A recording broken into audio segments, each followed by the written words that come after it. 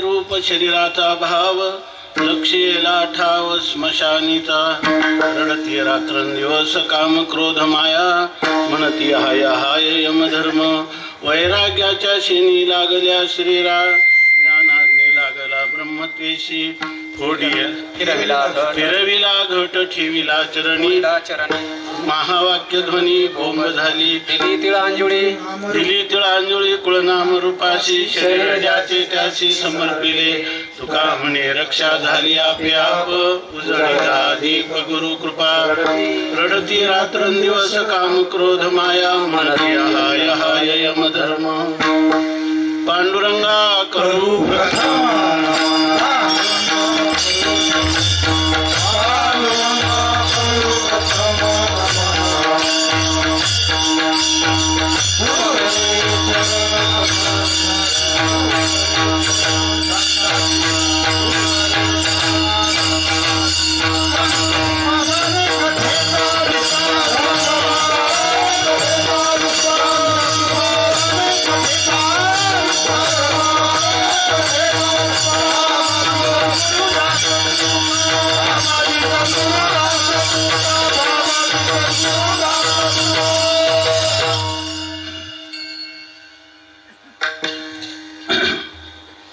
झाला प्रेत रूप शरीराचा भाव लक्षेला ठाव स्मशानीचा रडती रात्रंदिवस काम क्रोध माया म्हणती हाय हाय यमधर्म वैराग्याच्या शेणी लागल्या शरीरा ज्ञानाग्नी लागला ब्रह्मत्वेशी फोडियला घट ठेविला चरणी महावाक्य ध्वनी बोंब झाली दिली तिळांजुळी कुळनाम रूपाशी शरीर ज्याचे त्याशी समर्पिले तुका म्हणे रक्षा झाली आपोआप उधळीला दीप गुरु कृपा रडती रात्रंदिवस काम क्रोध माया म्हणती हाय हाय यमधर्म संत सम्राट भगवान ज्ञानोबाराय वैराग्य राग रसिक जगद्गुरु संत शिरोमणी श्री तुकोबाराय शांती ब्रह्म श्री संत एकनाथ महाराज महाराष्ट्रातील सर्व संतांची मांदियाळी वारकरी संप्रदायाचं परम आराध्य दैवत श्री पांडुरंग परमात्मा आणि आज हा जो निर्वाण महोत्सव संपन्न होत आहे याची अधिष्ठात्री संरक्षक संत देवता प्रातस्मरणीय वंदनीय श्रोत्रिय ब्रह्मनिष्ठ असणारे गुरुवर्य अण्णा या सर्वांच्या अलौकिक अकारण करून अद्भुत असीम अपूर्व अहेतुकी अशा अनुग्रहामुळे दयेमुळे तुम्ही आम्ही सर्व या पावन पर्वामुळे असं आहे की मासानाम मार्गशीर्षोहम असं विभूती योगामध्ये गीतेमध्ये सांगितलं 12 जे महिने आहेत त्याच्यामध्ये हा जो मार्गशीर्ष मास आहे तर हा सर्वांमध्ये श्रेष्ठ अशा प्रकारचा मास आहे आणि त्या कालामध्ये या ठिकाणी गुरुवर्य ब्रह्मलीन अण्णांनी आपला देह जो आहे तो ब्रह्मलीन केलेला आहे आणि ह्या निर्वाण महोत्सवानिमित्ताने तुम्ही आम्ही जीवन तृतीय हा महोत्सव संपन्न होत आहे आणि यामध्ये आजचं जे उपांत्य कीर्तन आहे त्या कीर्तनामध्ये तुम्ही आम्ही सर्व जिवंत आहोत आपले श्वासोश्वास चालू आहेत ते लोहाराच्या भात्याप्रमाणे व्यर्थ नसून सार्थक आहेत याचं कारण असं की मनुष्य जन्म जो मिळालेला आहे तो देवाने अत्यंत आदरपूर्वक ह्या मानव योनीला निर्माण केलेला आहे 84 लक्ष योनी निर्माण करून भगवंताचं समाधान झालं नाही तेव्हा भगवंताने एक लीला केली आणि लीलया हे मनुष्य शरीर निर्माण केलं आणि त्या शरीरामध्ये अशी व्यवस्था करून ठेवली की त्यामध्ये एक विशेष करून बुद्धी प्रदान करून ठेवली वाणी प्रदान करून ठेवली आणि त्यामुळं मनुष्यामध्ये ज्ञानशक्ती जी आहे सगळ्या योनींमध्ये जास्त आहे आणि वाचाशक्ती जी आहे ती पण या ठिकाणी अधिक आहे बुद्धी हे ज्ञानेंद्रिय आहे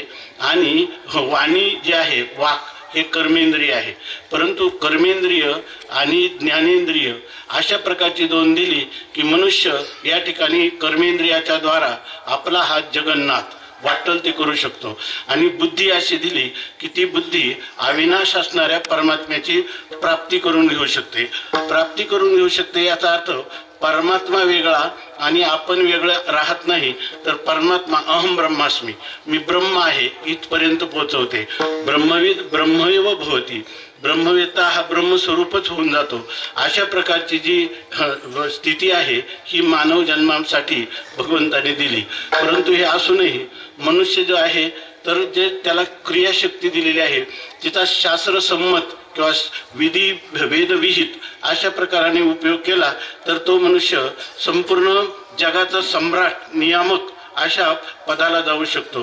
जर शास्त्राने जे सांगितलं ते करायचं आणि जे शास्त्र म्हणतं इदम मा करू ते करू नका ते करायचं नाही, असा निकष आपल्या जीवनाचा ज्यांनी ठेवला तर त्याच्या ठिकाणी इतका क्रियाशक्तीचा विकास होतो की त्या ठिकाणी त्याची वाणी म्हणेल ते होईल, त्याचे हात जे करतील ते सफल होतील, त्याचे पाय ज्या ठिकाणी पडतील तिथं रुद्धी सिद्धी पाणी भरतील, अशा प्रकारची योग्यता ही क्रियाशक्ती त्याला देत असते। भगवंताच्या ठिकाणी चित्तशक्ती आहे ही त्याची चित्तशक्ती ही त्या प्राणीमात्राच्या किंवा मानवमात्राच्या हृदयामध्ये अभिव्यक्त होते, त्याच्या कर्मामध्ये अभिव्यक्त होते। आणि त्याचप्रमाणे आपल्याला वाणी दिलेली आहे, अशी वाणी दिलेली आहे की त्या वाणीचा जर सदुपयोग केला ती वाणी जी आहे तर सेवा ते आवडी उच्चारावे नाम, या ठिकाणी भगवंताचं नामस्मरण, भगवद्गीतेचा स्वाध्याय, वेदाचं अध्ययन किंवा बोलणं जे आहे तर ते काय मौलीने 6 गुण सांगितलं, साच आणि मवाळ, मितुले आणि रसाळ, शब्द जैसे कल्लोळ अमृताचे, एवढाच नियम त्यांनी पाळला की मी खरं बोलेल, मी खरं असून ते मृदू अशा प्रकारचं मवाळ अशी माझी वाणी राहील, साच आणि मवाळ, मितले मी कमीत कमी बोलेल, आणि रसमय म्हणजे माझ्या बोलण्याने दुसऱ्याच्या अंतकरणाला कुठे आघात लागणार नाही, त्याला आल्हाद होईल अशा प्रकारचं मी बोलेल, मितले आणि रसाळ, आणि ऐकणाऱ्याला असं वाटलं पाहिजे की शब्द जैसे कल्लोळ अमृताचे, या ठिकाणी अमृताचा जणू काही लाटा उसळतात हे असं संवाद करत असताना समोरच्या व्यक्तीला वाटेल। त्याच्यामध्ये आटू वेगू विंदाणू आशा शंका प्रतारणू हे 6ही अवगुण वाळिले वाचा, अशा प्रकारचा कोणताही अवगुण त्या वाणीमध्ये नसेल तर ती वाणी जी आहे ती ब्रह्मरसाने परिप्लुत होते।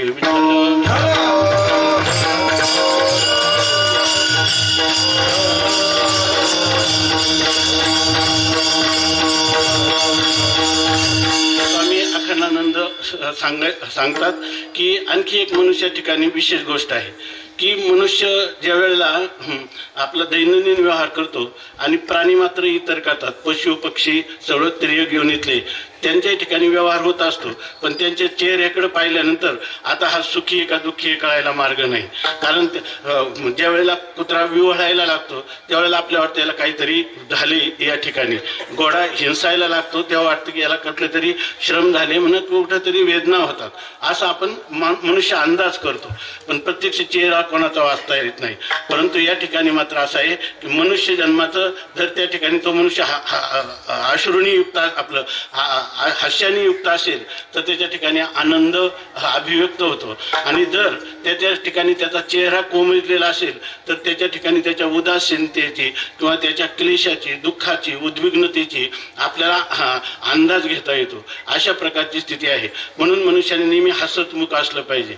एवढ्याच गोष्टी जरी केला तरी सुद्धा देवाला आनंद होतो की मी ज्याच्यासाठी याला देह दिला, आणि हे सगळं करत असताना जीवनामध्ये हे सगळे विचार जे आहेत हे विचार होतात कुठं, संतांचे संगती मनोमार्ग गती आकळावा श्रीपती येणे पंते, जे लोक संतांच्या संगतीत राहतात आणि देव वसे चित्ती त्याची घडावी संगती, आणि संतांच्या संगतीमध्ये ईश्वराकडे जाण्याचा जो मार्ग आहे तो मार्ग जेणेकरून प्रशस्त होईल असं संतांच्या आज्ञेचं पालन करतात, त्यांची काया वाचा मनाने तनमन धनाने सेवा करतात, आणि असे जे पुरुष आहेत तर त्या पुरुषांच्या ठिकाणी ही क्रियाशक्ती, ज्ञानशक्ती किंवा ज्याला म्हणतो आपण आनंद, परमानंद, ब्रह्मानंद किंवा ज्याला स्वयंप्रकाश असणारं ज्ञान किंवा जे काही स्वतःसिद्ध असणारं अमरत्व, हे सगळ्या गोष्टी त्यांना प्राप्त होतात। पण माणसं कारण नसताना फोडिली गोवरी ऐसा दिसे तोंडावरी असं जर राहिलं तर त्या पुरुषाला काही साध्य होत नाही।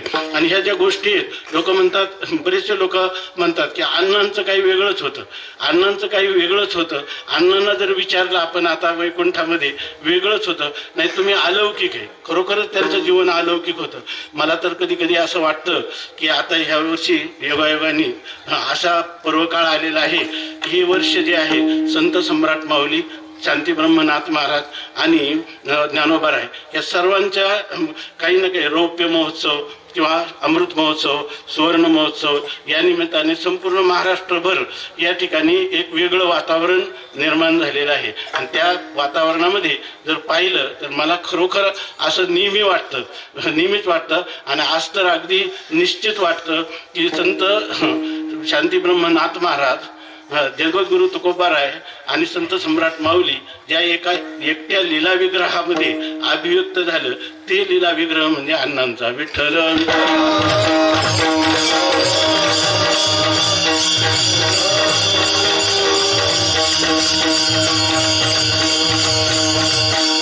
जर आपण अण्णांना विचारलं की आपली योग्यता कुठं, आम्ही काय, तर अण्णा काय म्हणतील की तुमची योग्यता कुठं, तर अण्णा म्हणतील तुम्ही अलौकिक महापुरुष आहात.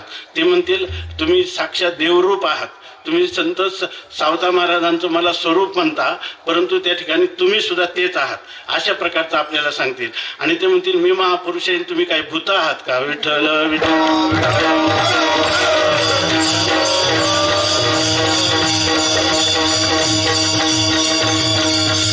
ज्या गोष्टी आपल्या जीवनात दुःख, स्वामी महाराजांनी त्यांच्या आश्रमामध्ये लिहून ठेवलेलं एक वाक्य आहे अजून की त्याच्यामध्ये कोणी लोक आले की आम्हाला दुःख तर कोणाला नकोच आहे, मज लागे दुःख व्हावे असे कोणी भावेना जीवे.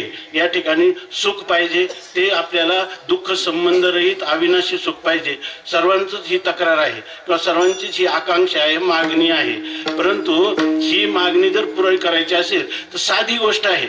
शास्त्र म्हणेल ते सांडावे, राज्य ही तृण मानावे, गे म्हणितलिया न म्हणावे विषयी विरू, किंवा तस्मात शास्त्रम प्रमाणंते कार्य व्यवस्थितो ज्ञात्वा शास्त्र विधानोक्तम कर्म कर्तुमे आहारसी.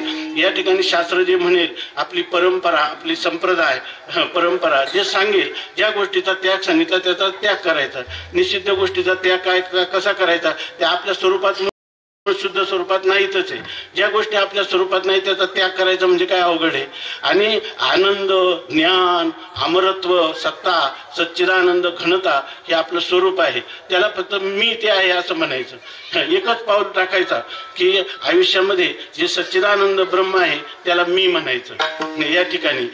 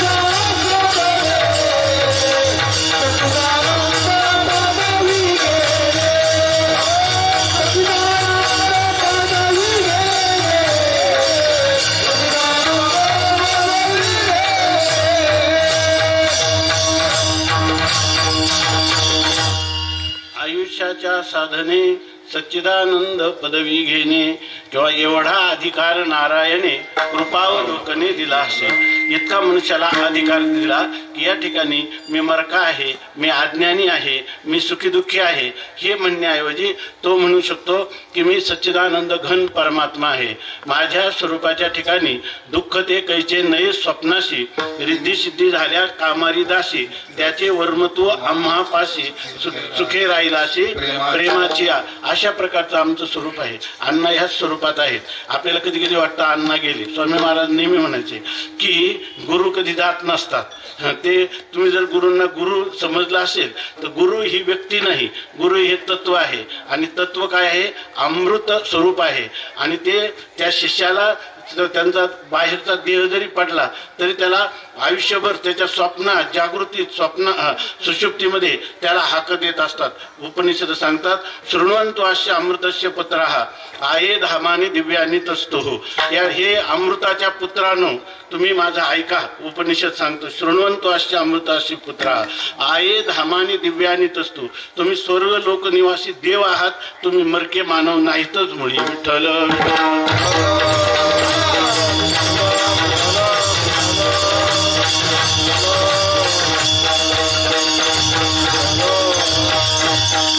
वासुदेव तत्वता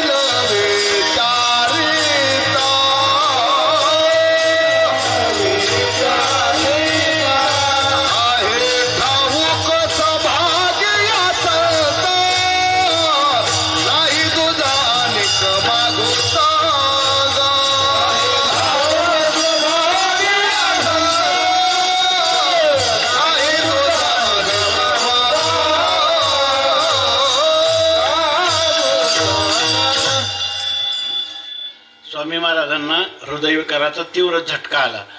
आम्ही हॉस्पिटलला नेलं आणि डॉक्टरांनी सांगितलं की आता याच्यातून ते काय वाचतील असं वाटत नाही, तुम्ही पेपरला वगैरे देऊ नका, माझं नाव सांगू नका असं त्यांनी सांगितलं. मी ट्रीटमेंट करतो परंतु याची उपयोगिता होईल असं नाही. आम्ही सांगितलं काय होईल ते होईल, पण प्रयत्न तर होतील. आणि नंतर आम्हाला चिंता वाटली. आम्ही आळीपाळीनं जागे असायचो त्या ठिकाणी. तर रात्री 2 वाजता स्वामी महाराजांना ऑक्सिजन चालू होता आणि अगोदर तर ते माशासारखे तडफडत होते, त्यामुळे वाचण्याची शक्यता वाटत नव्हती. म्हणून त्यांना विचारलं, आपलं त्यांनी मास्क काढला एकदम आणि मला विचारलं काय विचार करतो. मी म्हटलं काहीच विचार करत नाही. म्हटलं की उलट आम्हाला आनंद आहे, कारण आता तुम्ही याच्यातून बरे होणार. आपलं मी उष्ण अवसान आणून म्हटलं की आता तुम्ही याच्यातून बरे. ते म्हणे ह्या आनंद म्हणजे असा सुटकीचार असतो का म्हणे आनंदामध्ये, काय विचार करतो ते सांग. म्हटलं नाही. मी म्हटलं ऑक्सिजन लावा, तुम्हाला धाप लागते, ऑक्सिजन काढता येणार नाही. ते म्हणजे तू जोपर्यंत कारण सांगत नाही तोपर्यंत मी काढणारच नाही म्हटले, लावणारच नाही ऑक्सिजन. आणि मग मला बोलावं लागलं. मी म्हटलं खरं आम्हाला असं वाटतं की समजा तुम्ही याच्यातून गेले आणि नंतर आम्ही तुमच्याकडे राहिलो, पण आम्ही पुढच्या जीवनात काय करावं असं काही मार्गदर्शन कधी विचारलं नाही आणि तुम्ही पण आम्हाला काही सांगितलं नाही. त्यामुळं त्याचं असं मनात एक वाटतं की तुम्ही एक मार्ग आम्हाला सांगितलं की तुमच्या जीवनात तुम्ही अमक्या अशी साधना अशा वेळी अशा प्रमाणात करा, तर म्हणजे आम्हाला काय करता आला. एवढंच माझ्या मनात होतं. तर ते म्हणजे जेवढा वेदांत ऐकलं तुला येऊन किती दिवस झालं, तेव्हा मला काहीतरी 7-8 वर्ष झाले होते. तर ते म्हणे 8 वर्ष वेदांत ऐकला तेवढा मातीत गेला म्हणे. तू मला मरका समजतो की काय म्हणे, मी सगळ्यांना पुढं घालून जाईन म्हणे. विठ्ठल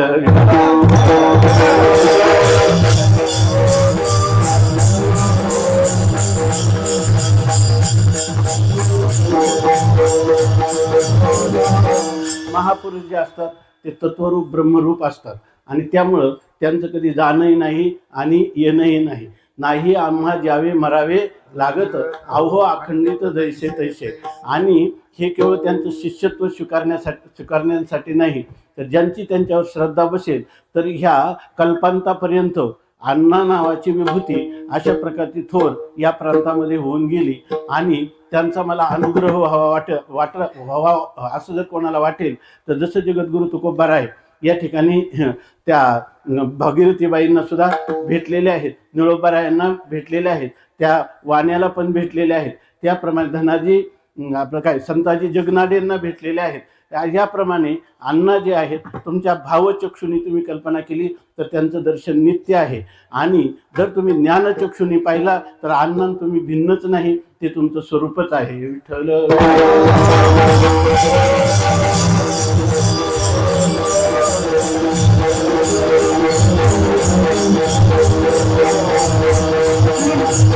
तेव्हा आपलं चिंतन हे चाललं होतं की आपण अतिशय भाग्यवान आहोत की जगामध्ये लोकांना मनुष्यजन्म मिळून मला या ठिकाणी मानवी जीवनातल्या दुःखाची कायमची परिसमाप्ती व्हावी आणि खऱ्या सच्चिदानंदाचा लाभ व्हावा, यासाठी अंतरंग साधन आहे. त्या थोडक्यात मोक्ष प्राप्तीचं किंवा ब्रह्मज्ञान प्राप्तीचं, ज्या ब्रह्मज्ञानाने मोक्ष प्राप्ती होते त्याचं साधन आहे श्रवण मनन निधिध्यासन तत्वम पदार्थ शोधन, हे अंतरंग साधन आहे.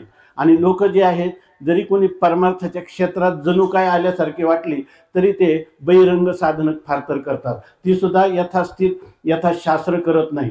पण आपलं इतकं पुण्य आहे का ही साधनं या जन्मात किंवा पूर्वजन्मात झाली म्हणून आपल्याला श्रवण करावं वाटतं की या ठिकाणी वैकुंठवासी ब्रह्मलीन अण्णांच्या निमित्ताने आपल्या जीवनाचं कसं परममंगल व्हावं याच्यासाठी श्रवण भक्ती करावी, याला आपण प्रवृत्त झालो, हे सुद्धा आपल्या जीवनातील भाग्याचे क्षण आहेत. विठ्ठल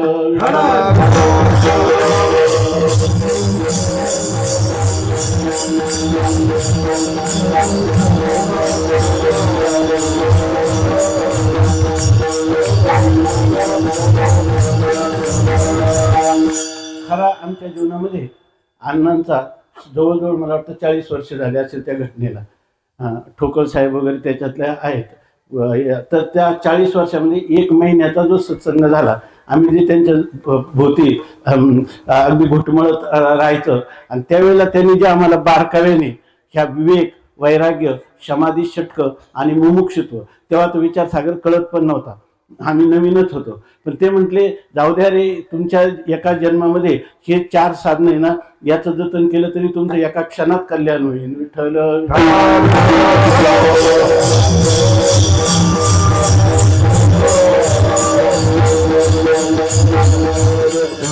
असं त्यांचे आशीर्वाद कायमच आशीर्वादांचा वर्षाव आमच्यात होत राहिला, म्हणूनच आम्ही या ठिकाणी आज उभे आहोत. विठ्ठल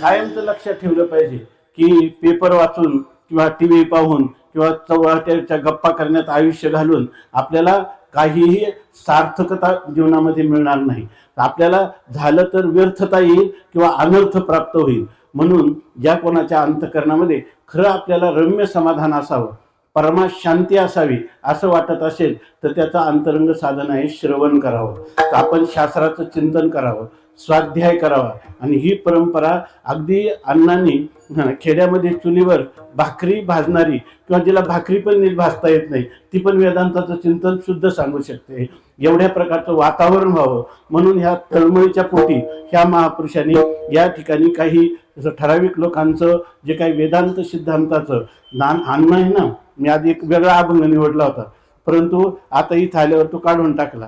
त्याचं कारण खरं सांगतो की माझा चांगला पाठ नव्हता. विठ्ठल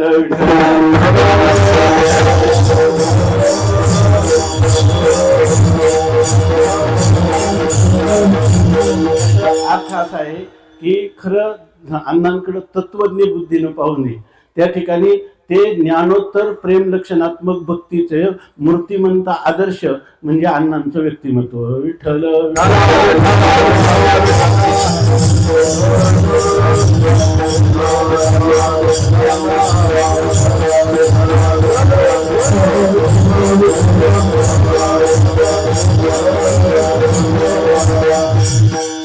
एकदा त्यांनी सांगितलेलं सांगतो म्हणून मी आज तो अभंग घेण्याचं प्रवृत्तीनिमित्त सांगतो की ते एकदा असं म्हटले की सकाळी उठल्यानंतर आहे ना, गरुडाचे वारिके काशे पितांबर सावळे मनोहर कै देखेन, हा म्हणून दररोज म्हणत जा. म्हणून तो अभंग माझा प्रत्येक प्रमाण पाठ आहे, पण मालिका समोर असते आणि आज कीर्तन करायचं म्हणजे उलट पद लागायला लागली. विठ्ठल विठ्ठल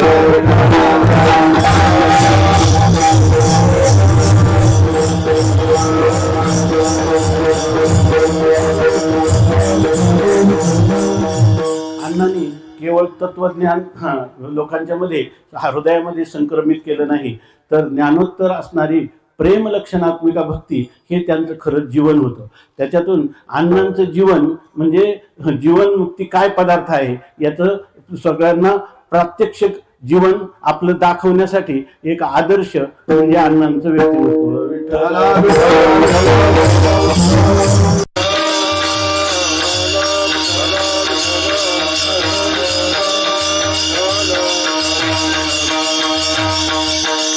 आपल्याला एकच करायचंय, आम्ही त्यांचा माणूस वंशज आहे, तर कोणी ज्ञान परंपरा रक्षण करण्यासाठी माझ्या वडिलांची निराशिगा देवा तुझी चरण सेवा पांडुरंगा उपवास पारणी राखीला दारवंटा केला भोगवटा आम्हाला. अशा प्रकारचं जे काही आपलं चालत आलेली जी ज्ञान परंपरा आहे त्या परंपरेचं रक्षण आपण आपल्या शेवटच्या श्वासापर्यंत केलं तर अण्णांची कृपा खऱ्या अर्थाने संपादन केली असा त्याचा अर्थ. विठ्ठल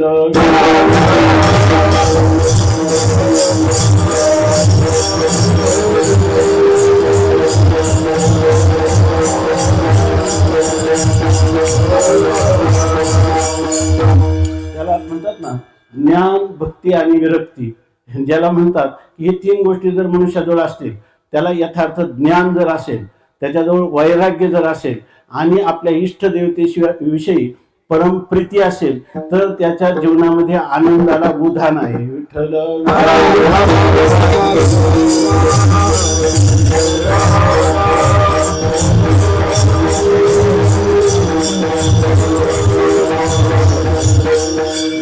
आपला चेहरा पाहण्यासाठी आपण आरशात पाहतो, जरी आपण परमार्थाला लागलो तरी आरशात पाहूनच गंध लावतो. आपलं हे शरीर जे आहे त्या शरीरावर इतकं तादात्म्य आहे की त्याचा गंध सुद्धा सरळ यावा असंच आपल्याला वाटतं आणि मग आपण तशा प्रकाराने बदल करतो.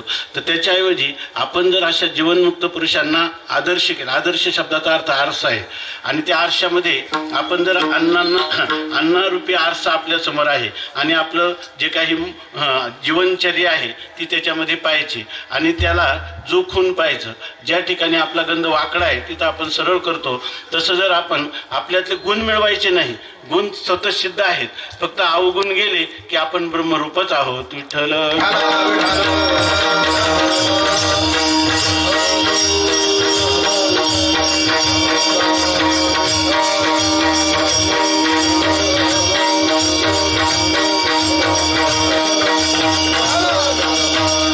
अण्णा गेले तरी आपल्याला आईसाहेबांचं कृपाछत्र आहे. आणि हे जे दोन बंधुवरे आहेत आमचे हरिभाऊ दादा, वासुदेव दादा, तर यांनी परदेशात राहूनही या संस्कृतीचं जतन केलं तर तो पुरुषार्थ ठरणार आहे. आणि या ठिकाणी अण्णांची जी ज्ञान परंपरा आहे ती पाठ पद्धतीनं प्रवाहित ठेवणं हे दादांची जबाबदारी आहे आणि भगवंतांनी त्यांना तशा प्रकारचं सामर्थ्य द्यावं, दिलेलं आहे आणि त्याचं जतन व्हावं. तर ते झाले मांस वंशज. त्याच्यापेक्षा आपण भाग्यवान आहोत. आपण ज्ञान परंपरा जी आहे ते रक्षण करण्याचं भाग्य त्यांनी आपल्याला देऊन ठेवलेलं आहे. त्याच्यासाठी त्यांच्या सत्तेतून त्यांच्या चरणी प्रार्थना करून ही असंच परंपरा जी आहे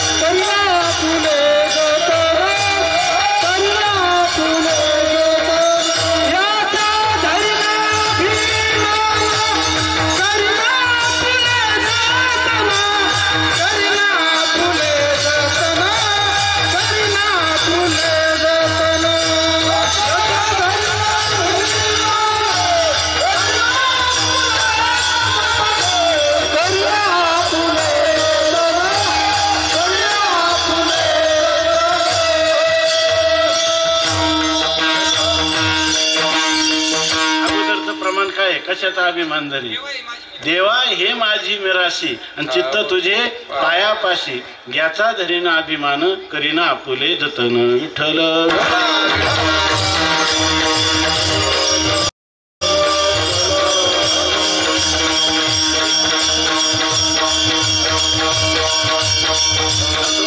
तुम्ही म्हणाल अभंग घेतला आणि एक अभंगाचं काय अजून ओळखही नाही, त्याच्यात प्रवेशही नाही, हे आपलं काय आम्ही कीर्तनकार व्याख्याते काही नाहीच आहे. ही गुरुवारी अण्णांची सेवा आणि ही जी शब्दकुसुमांजली ती त्यांच्या चरणी समर्पित करायची. आणि आपण सर्व एका कुटुंबातले सदस्य आहेत म्हणून एक शिळोपाच्या गप्पा म्हणून आत्मसंवाद करायचा एवढा त्याचा अर्थ आहे. विठ्ठल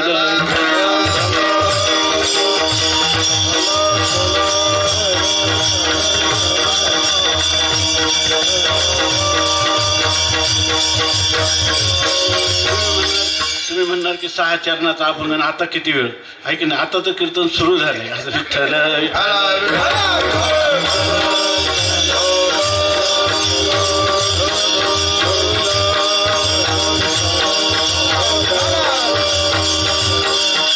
वैष्णव परंपरेमध्ये जगद्गुरु तुकोबाराय सांगतात, न कळे दिवस की राती अखंड दागिलीशे ज्योती आनंद लहरीची गती वर्णुमी किती तया सुखा. न कळे दिवस की रात्री, या ठिकाणी रात्र आणि दिवस सुद्धा कळू नये. 2 तासाचं कीर्तन म्हटल्यानंतर 1-1 मिनिटाला माग पाहू नये, घड्याळाकडे पाहू नये.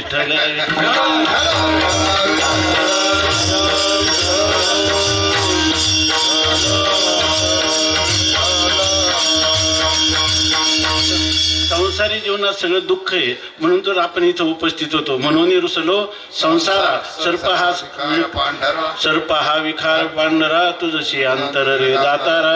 या दावी दारा निमित्त येणे मद भोगविल्या खानी नसता छंद लाविला मनी माझलो मी माझे भ्रमणी झाली बोडणी विटंबना. म्हणून तर या ठिकाणी सुख एक हे जी ठाई बहु पाही संतांचे म्हणून केला वास नाही नासत हे ठाई. म्हणून तर आपण या ठिकाणी आलेलो आहोत. तेव्हा या ठिकाणी आपल्याला जे काही आनंदाचं परमानंदाचं ह्या शब्दाच्या अर्थाचं स्फुरण होऊन ती अर्थरूपता आपल्याला प्राप्त व्हावी आणि आपल्याकडून आनंदाचं लयलूट व्हावी किंवा या ठिकाणी सुखाचं आनंदाचं रसास्वादन व्हावं इतक्या एकाग्रतेने आणि या ठिकाणी ही सर्व जे काही वायुमंडल आहेत त्या ठिकाणी अण्णा आपल्या प्रत्येकाच्या हृदयात बसून जणू काही काय हृदय एक झाले आणि हे हृदयचे ते हृदय घातले द्वैत न मुडिता केले आपण ऐसे अर्जुना. हा आनंद आज या ठिकाणी वैकुंठातून अन्न भोगतात तोच आनंद तुम्हाला आम्हाला वितरित करीत आहेत. अशा श्रद्धेने अशा भावनेने आपण थोडंसं चिंतन करण्याचा प्रयत्न करू. विठ्ठल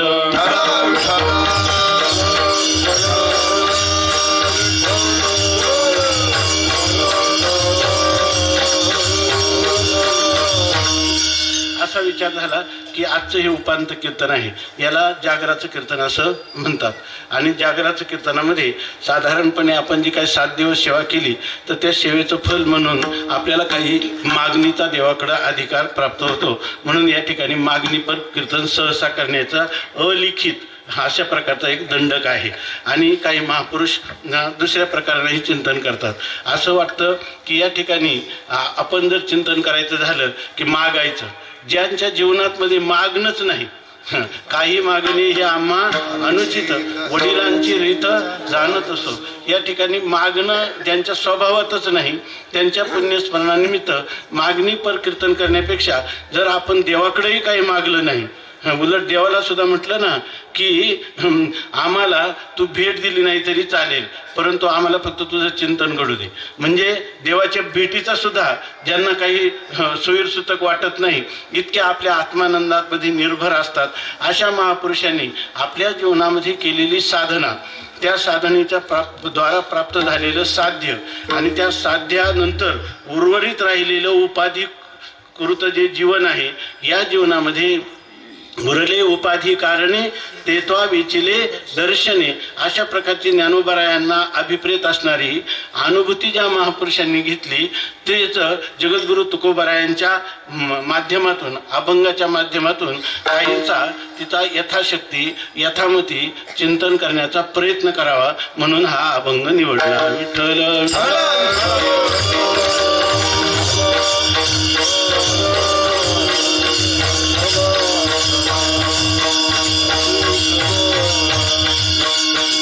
असं म्हणतील की आज काय मागायचं जाऊ द्या पण काहीतरी शुभ शब्द तरी बोलायचे ना. अभंगातच म्हणतात की झाला प्रेत रूप शरीराचा भाव. लोक म्हणतात मरती रात्र झाली असं म्हणतात. आणि या ठिकाणी मनुष्याने ह्या अशा प्रेत हे असे शब्द उच्चारू पण नाही. आणि तुम्ही तर हे मंगल प्रसंगामध्ये या अमंगल शब्दाचा उच्चारण केला असं कोणाला वाटेल. पण तुम्ही काहीही म्हणा, पण मरण कोणाला चुकलंय का? प्रत्येक जण प्रेत रूपाला प्राप्त होतोच की नाही. प्रकर्षेने येती प्रेतः असं सांगितलं. जो निश्चितपणे आणि ह्या मनुष्य शरीराला आला की तो ह्या शरीराला सोडून जातच असतो, प्रेत रूपाला प्राप्त होतच असतो. ही वस्तुस्थिती आहे. तुकाराम महाराज तुमच्या आमच्या मनाचं मनोरंजन करायला नव्हते किंवा त्याची खुशामत करण्यासाठी त्यांचा अवतार नव्हता. आपल्याला वस्तुनिष्ठ परमार्थाचं मार्गदर्शन करण्यासाठी जगद्गुरु तुकोबाराय आम्ही वैकुंठवासी आलो याची कारणाशी बोली जे जे ऋषी साच भावे वर्ताया झाडू संतांचे मार्ग आदराने भरले जग उच्चिष्टाचा भाग शेष उरला तो शिव. याच्यासाठी तुकाराम महाराज या ठिकाणी आले होते. आणि त्या जगद्गुरु तुकाराम महाराजांनी तुमच्या आमच्यासाठी हा अभंग जो आहे तो अशा प्रकारचा दीपस्तंभासारखा मार्गदर्शक अभंग या ठिकाणी आपण निवडलेला आहे. तर या अभंगाची काही भूमिका आहे. आता सगळ्या अभंगाचा आपल्याला 6 चरण आहेत. थोडंसं चिंतन करू, जरा धावतं चिंतन करू. तर त्याच्यामध्ये ह्या अभंगाची भूमिका अशी, आपल्या देवकर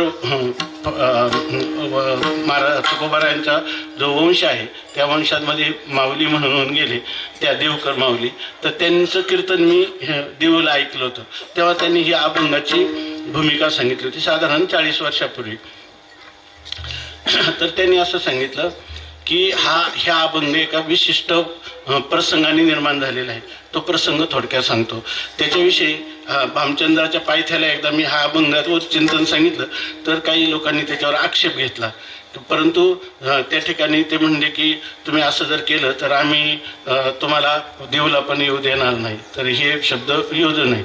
आणि त्यांच्याच वडिलांच्या मुखातून आम्ही ऐकलेला होता हा अभंग. त्याच्यानंतर काही चर्चा झाल्या ते सोडून द्या. परंतु असं हा अभंग जो आहे हा ह्या भूमिकेतून निर्माण झालेला आहे की जगद्गुरु तुकोबारायांची वाऱ्या हाती माप चाले सज्जनांचे कीर्तिमुख त्याचे नारायण. सगळीकडे तुकोबारायांची कीर्ती झाली की सगळीकडे पसरलेलीच आहे, वाऱ्या हाती माप अशा प्रकारची.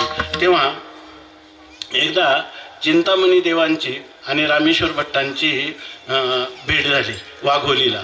आणि त्या ठिकाणी रामेश्वर भट्ट इथं तुकोबारायांच्या 14 टाळकऱ्यामध्ये एक होते. आणि त्यांनी भक्त भागवत जीवनयुक्त संत महिमा अत्यद्भुत चराचरी ना अशा प्रकारचं त्यांचं वर्णन केलं. मागे कवीश्वर झाले थोर पर नेले कलेवर कोणी सांगा अशा प्रकारचं त्यांचं वर्णन करतात. जगद्गुरु तुकोबाराय असं सांगतात की आपलं रामेश्वर भट्ट असं सांगतात की या ठिकाणी संत ग्रह मिळी जगदा अंधे गिळी चळे भानो तुका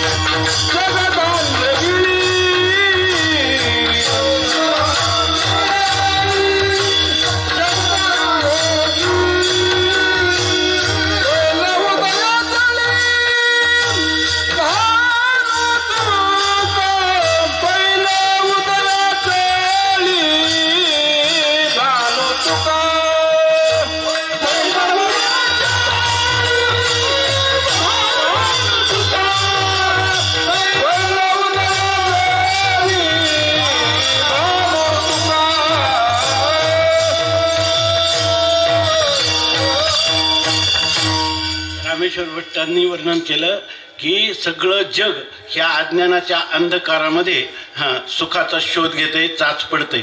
परंतु त्या ठिकाणी हा अज्ञानाचा अंधकार सर्व लोकांचा नाहीसा व्हावा म्हणून तुकोबाराय रूपी सूर्याचा उदय झाला असं वर्णन करतात.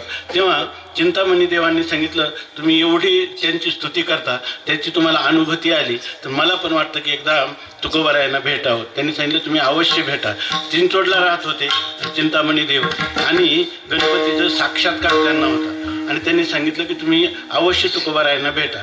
तेव्हा जगद्गुरु तुकोबारायांना ते भेटण्यासाठी जाण्याचं त्यांनी ठरवलं. ते गावाच्या वेशीत प्रवेश करण्याच्या अगोदर एक मनुष्य मोठ्या वेगाने तिथून चाललेला होता घाईमध्ये. तेव्हा त्यांनी विचारलं की तुकोबारायांचं घर कुठं आहे, तर त्यांनी सांगितलं देवतच आहे. तर पण तुकोबाराय तुम्हाला आता भेटणार नाही. आता त्या गोष्टी मी परत सांगत नाही, कारण त्यांच्याच एका वंशजांनी मला खूप समन्वय करून सांगितलं की तुकोबारायांचं जीवन इतकं पवित्र आहे की त्या पवित्र जीवनामध्ये हा प्रसंग लोकांनी जरी आणला तर वस्तुतः अशा प्रकारचा प्रसंग सुद्धा येऊ नये एवढी तुकोबारायांची योग्यता होती. लोकनिंदेला पात्र व्हावं अशा प्रकारचा अपराध किंवा संशय सुद्धा लोकांना येऊ नये इतकं जीवन ते निर्मळ आहे. तेव्हा तुकाराम महाराजांचं एवढं चरित्र पडलंय आणि तुम्ही ही गोष्ट कशाला सांगता. विठ्ठल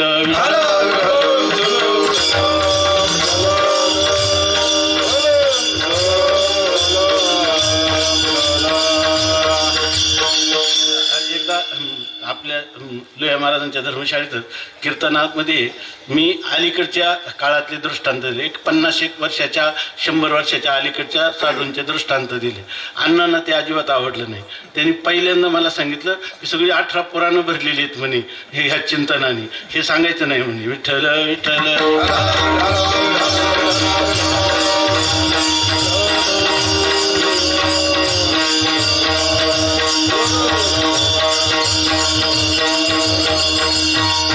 तर त्या मनुष्याने सांगितलं की तुकाराम महाराजांची मिरवणूक चालू आहे. अर्थात ती मिरवणूक चांगल्या पद्धतीने नव्हती, ती मिरवणूक चांगली नव्हती आणि अशा पद्धतीनं तो गेला.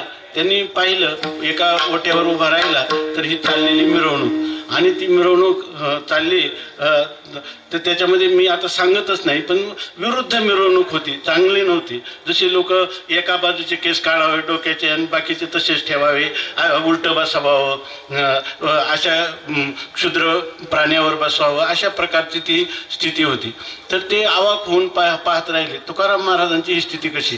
ती मिरवणूक जेव्हा जवळ आली तेव्हा त्यांनी खाली उडी मारली आपल्या वाहनावरून आणि तुकोबाराय यांच्याजवळ गेले, चिंतामणी देवाजवळ. पूर्वीचं त्यांचे ब्राह्मणी ते पगडी वगैरे ते सगळं पाहून तुकाराम महाराजांनी त्यांचं दर्शन घेतलं आणि त्यांनी सांगितलं आमचं भाग्य आहे, दर्शन झालं. ते म्हणे तसं नाही, मी तुम्हाला भेटायला आलो. ते म्हणे आता फक्त एकच गल्ली राहिली. विठ्ठल विठ्ठल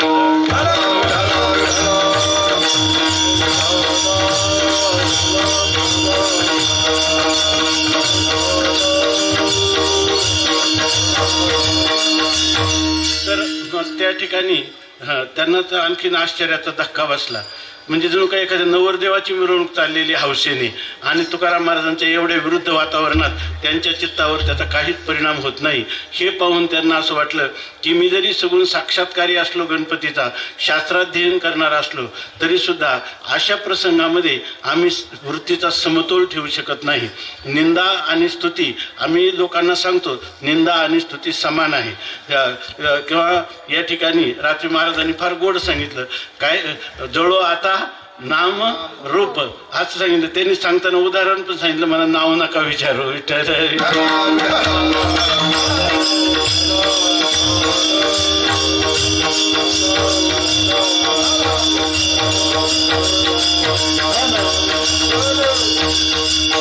असो या ठिकाणी नंतर तुकोबारायांची वाड्यावर चिंतामणी देवाची आणि त्यांची भेट झाली, काही चर्चा झाली. संध्याकाळच्या प्रहरी अंधार पडायला लागला. तेव्हा चिंतामणी देवांनी सांगितलं की मी आता घरी जातो.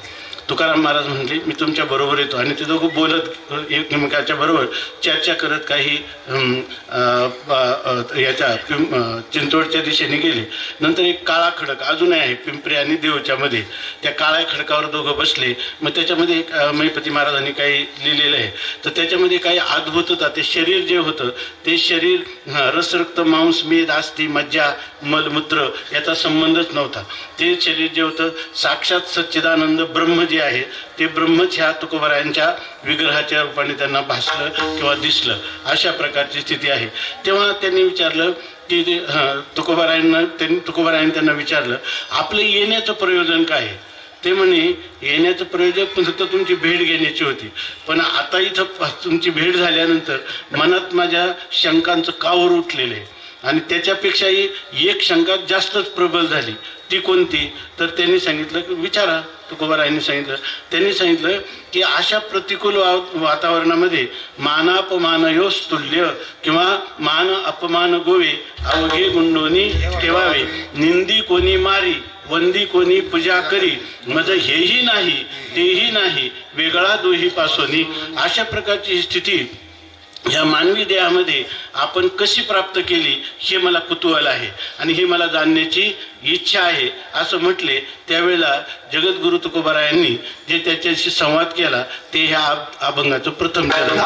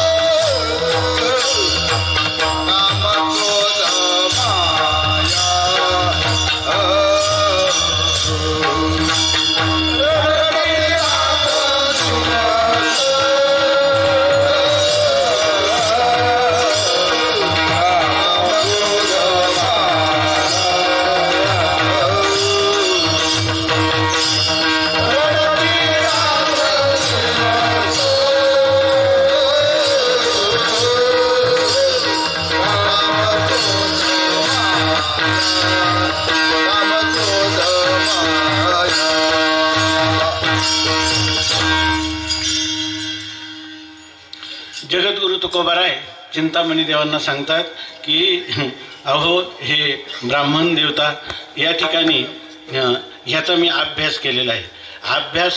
अभ्यासाची काही सर्वथा दुष्कर नाही. या लागी माझ्या ठाई अभ्यासही मिळेल. लोकांना वाटतं आयतं मिळालं, गुरुने द्यावं, देवाने द्यावं असं वाटतं. स्वतःचा पुरुषार्थ काहीच करू नये. या ठिकाणी देवाला ही गोष्ट आवडत नाही. आपण पुरुषार्थाची पराकाष्ठा करावी आणि ज्या वेळेला कुठे त्रुटी पडेल तेव्हा देवाला दोन्ही हात वर करून शरणागती पत्करावी आणि त्यावेळेला आपलं कार्य सहज होत असतं. आळशी, प्रमादी, दांभिक मनुष्याला ईश्वर काय जगातलं कोणीच मदत करू शकत नाही. सायास केली वाचुनी नाही सायास केली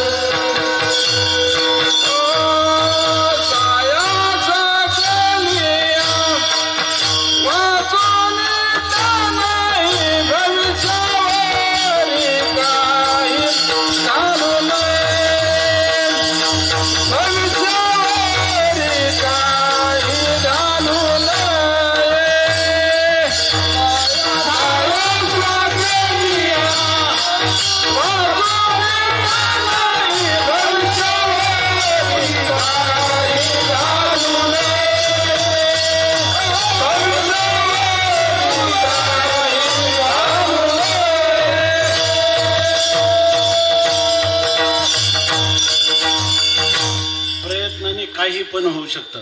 प्रयत्ने वाळूचे कण रगडिता तेलही गळे असं सांगितलं जातं. तुकाराम महाराज म्हणतात की या अभ्यासाचे निबळे एका गती अंतराळे व्याघ्र सर्प प्रांजळे केले एकी वाघ आणि विषकी आहारी पडे विषकी आहारी पडे समुद्री पाय वाट जोडे वाघ ब्रह्म थोकडे अभ्यास केले. अशा प्रकारचं काही लोक काय म्हणतात हे वारकरी लोक आहे ना यांना फार आळशी आहेत. यांचं एकच काही झालं का ठेविले अनंते तैसेचे राहावे. आणि हा मंत्र कोणी दिला? तुकाराम महाराजांनी दिला, ज्ञानेश्वर महाराजांनी दिला. ज्ञानेश्वर महाराजांनी लोकांना आळसातून दंभातून बाहेर काढलं.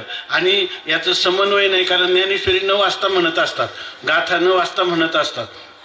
या ठिकाणी तुकोबाराय सांगतात की चिंतामणी देवा अभ्यास आम्ही केला. आणि तो अभ्यास कोणता केला? कारण त्यांचं म्हणणं काय आहे की कोणत्या अभ्यासाने तुम्हाला हे प्राप्त झालं? तर त्याचा महत्वाचा अभ्यास असा आहे की तुकोबाराय म्हणतात झाला प्रेतरूप शरीराचा भाव. शरीराचा भाव म्हणजे शरीराचं अस्तित्व. हे आम्ही जिवंत असताना जित असता प्रेत मेल्या समान.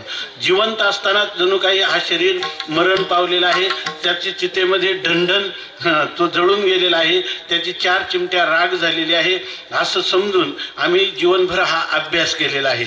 आणि जसं सर्प वाघ हे काही सर्कशीत कसं त्यांचं सर्कशी जाण्याचे प्राणी आहेत का?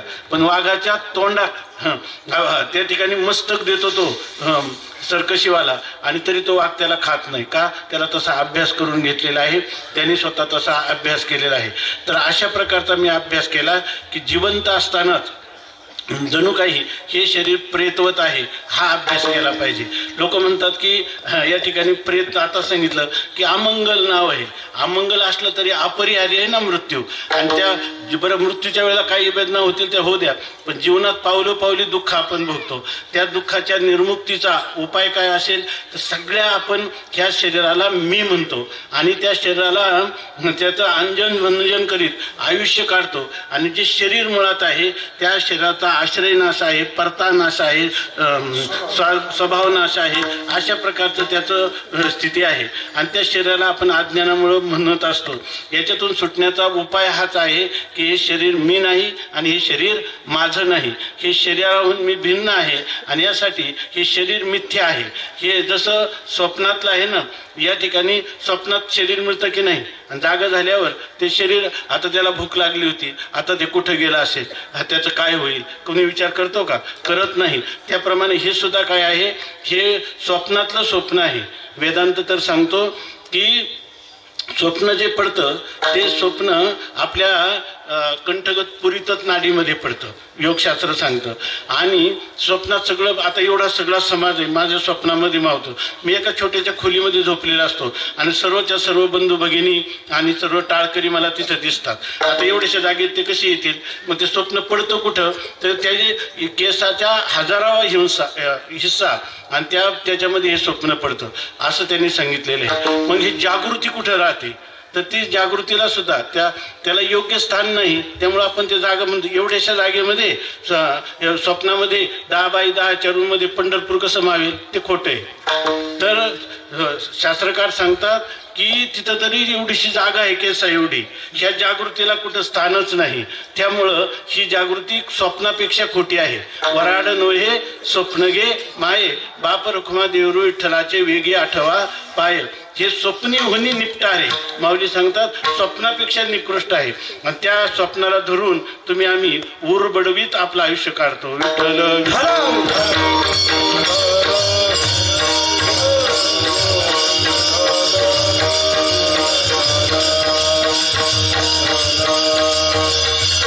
जगद्गुरु तुकोबाराय म्हणतात की हा अभ्यास केला तर काय प्राप्त होतं?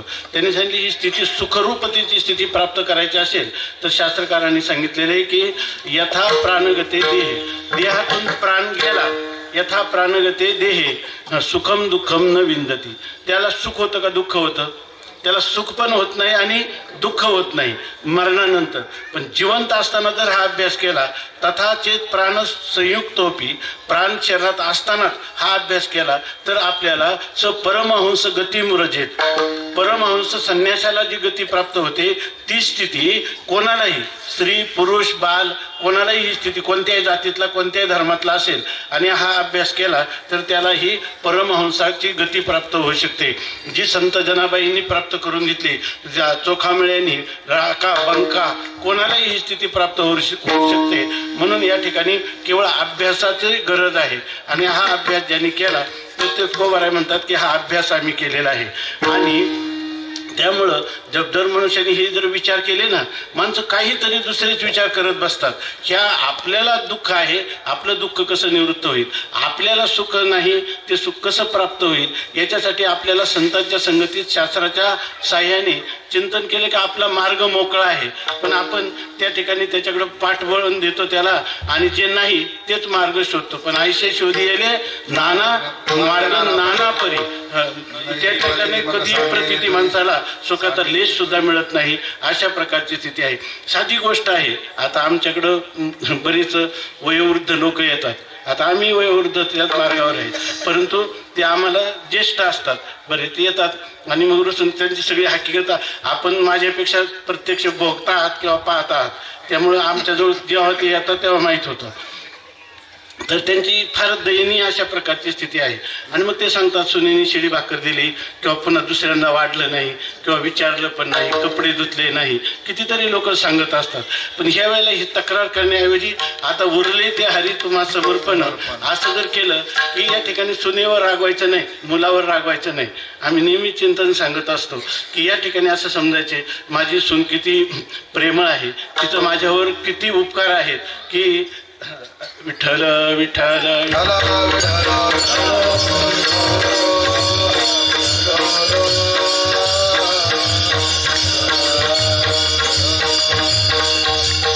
माझी सून किती उपकार करते, किती प्रेमळ आहे. विठ्ठल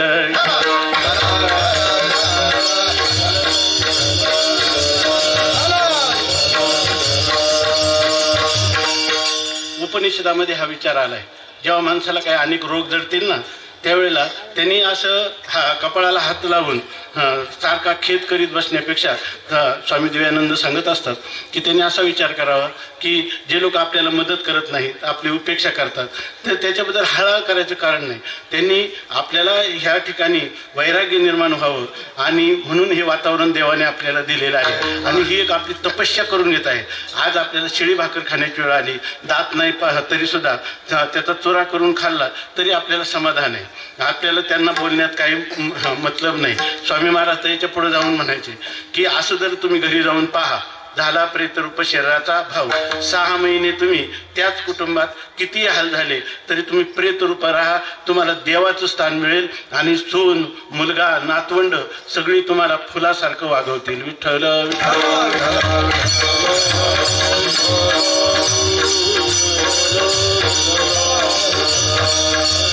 याचा अर्थ असाही नाही की इथं असणाऱ्या सगळ्या सुनांनी मुलांनी निश्चय करावा की आपल्या वडिलांची परीक्षा पाहू.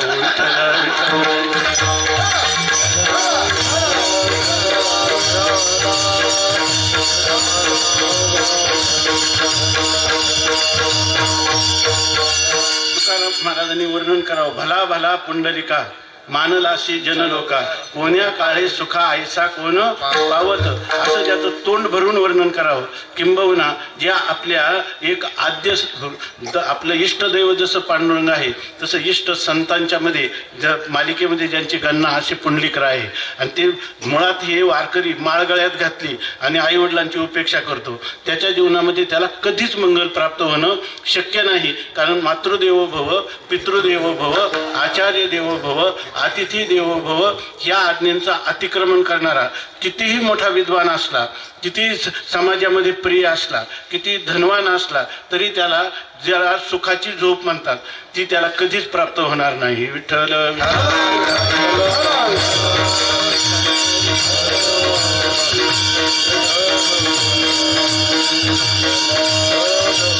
म्हणून मनुष्याने हा अभ्यास केला पाहिजे आणि मी तो केला असं मोकळ्या मनाने या ठिकाणी चिंतामणी देवांना तुकोबाराय सांगतात.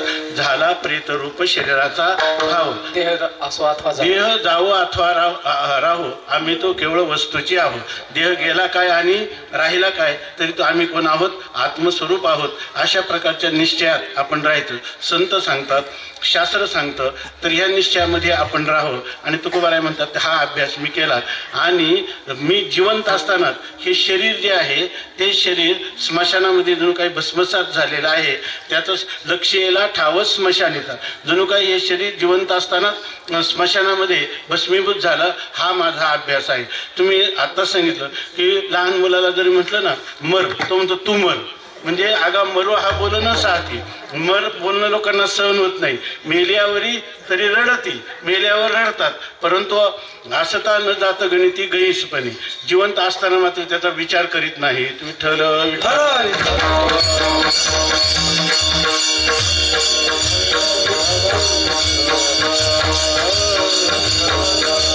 त्यामुळं काय लावलंय मरण मरण प्रेत असं तुम्ही म्हणू नका. तर त्याची उपयोगिता आहे.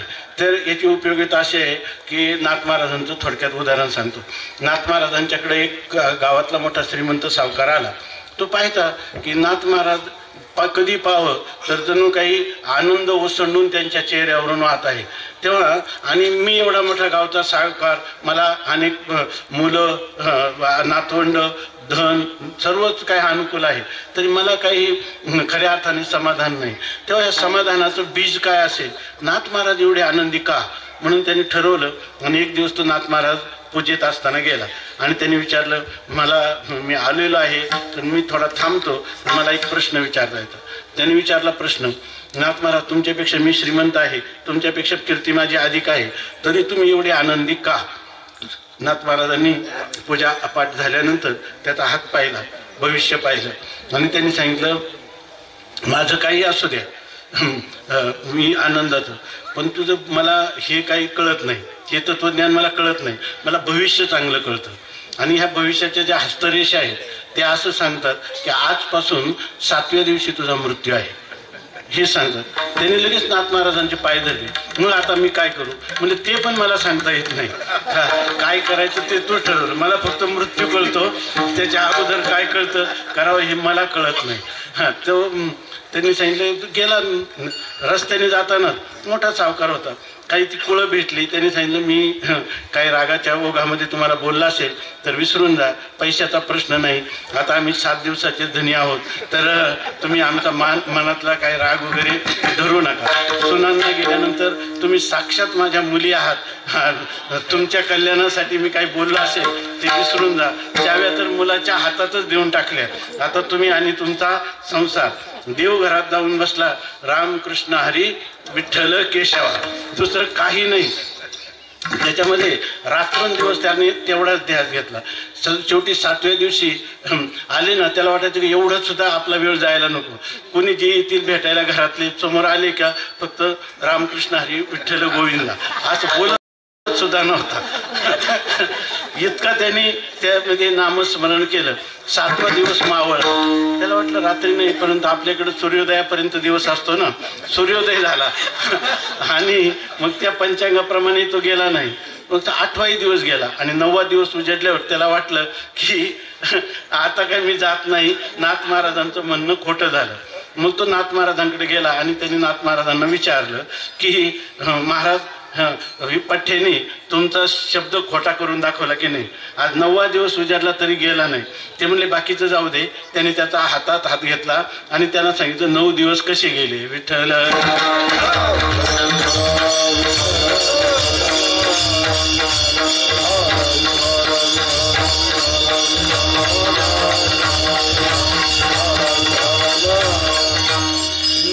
मरणाचा विचार केल्यावर योग्य दिशेने करणारा असला पाहिजे, नाहीतर मग लोक आत्महत्येला प्रवृत्त होते.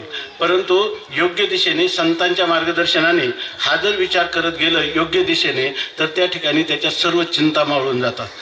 त्याच्यानंतर त्याच्या ठिकाणी वैराग्य निर्माण होतं, विवेक निर्माण होतं आणि सर्वात महत्वाची गोष्ट असेल तर शास्त्राप्रमाणेच मर्यादेचं तो पालन करतो. विठ्ठल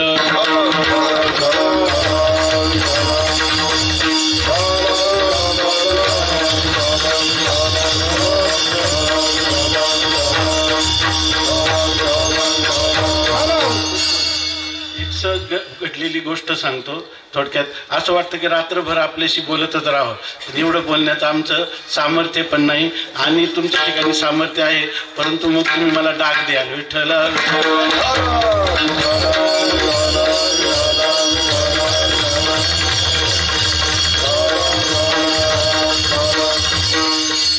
एक साधारणतः 30-35 वर्षापूर्वी आम्ही इंद्रायणीला पुंडलिकाजवळ स्नानाला गेलो. नदीला थोडा पूर होता आणि त्याच्यामध्ये एक गाथा तरंगत होता. तो गाथा आमच्याकडे आजही आहे, जवळजवळ 100 वर्षापूर्वीचा गाथा आहे आणि त्याच्यामध्ये एक पत्र होतं. तो गाथा भिजलेला होता. आम्ही त्या पंख्यामध्ये पावसा 7 दिवस झड जशी लागावी तशी झडीच्या दिवसात तो सापडला आणि अत्यंत जीर्ण होता. तर त्या एका गजात अडकला होता. तेव्हा भक्ती सोपांचं काम चालू होतं म्हणून आम्ही तो घरी आणला, त्याला पंख्यामध्ये वाळवलं. याच्यामध्ये त्याच्यात एक पत्र सापडलं. ते पत्र असं होतं की त्याच्यामध्ये हा अभंग लिहिला होता. त्याचं पत्र सगळं म्हणजे कोण ज्याचं नाव होतं ते आणि फक्त झाला प्रेतरूप शरीराचा भाव लक्ष्येला ठाव स्मशानीचा हा रडती रात्रंदिवस कामक्रोध माया हा अभंग त्याच्यावर लिहिलेला होता. तर काही मला काही कळेनाच हे पत्र कशासाठी पाठवलं, हा अभंग कशासाठी याच्यामध्ये लिहिला असेल. त्यावेळेला स्वामी महाराजांचे गुरुबंधू चांडोळे अण्णा होते. तर मग त्यांना आम्ही दाखवलं, स्वामीजींना दाखवलं. स्वामी काही बोलले नाही, असेल काहीतरी लिहिलं असेल म्हणे. तर ते अण्णांनी त्याचा असा अर्थ लावला, ते म्हणे की हा परंपरागत वारकरी असावा आणि याची मुलं जी आहेत ना तर ती मुलं याचं अनुसरण करणार नाही हे त्याला पक्क माहीत असावं की आपण गेल्यानंतर काही आपले अंत्येष्टी करतील नाव लौकिकासाठी, बाकी वर्ष श्राद्धही करतील का नाही काही सांगता येत नाही. मग आपल्या मुक्तीचा उपाय काय तर जिवंत असताना याची देही याची डोळा भोगू मुक्तीचा सोहळा. या ठिकाणी आपण जिवंत असताना मुक्त व्हावं. जिवंतच असताना जर याचा उपाय काय आहे, जिवंत असताना हे शरीर प्रेत आहे असं मानलं की तो जीवनमुक्तच आहे. या ठिकाणी दुसरं काही नाही त्याच्यामध्ये. मरणानंतर काय असतं आता सांगितलं, सुख नाही दुःख नाही. स्वामी महाराजांचे एक मित्र होते, आम्ही त्यांना हॉस्पिटलला भेटायला गेलो. तर त्यांचा पाय एक कापला होता मधुमेहामुळं. तर ते खूप वेदनाने विवळ झालेले होते. तर ते म्हणायला लागले की असं आहे की मला स्वामी आता सहन होत नाही, रडायला लागले. स्वामींनी समजावून सांगितलं की तुम्ही बाधितानुवृत्तीनं राहा, आता शरीराविषयीचे तादात्म्य जे आहे ते कमी करा, आपल्या स्वरूपात स्थिर होण्याचा प्रयत्न करा असं त्यांनी सांगितलं. पण तो पुन्हा दुसऱ्यांदा पण रडायला लागला. विठ्ठल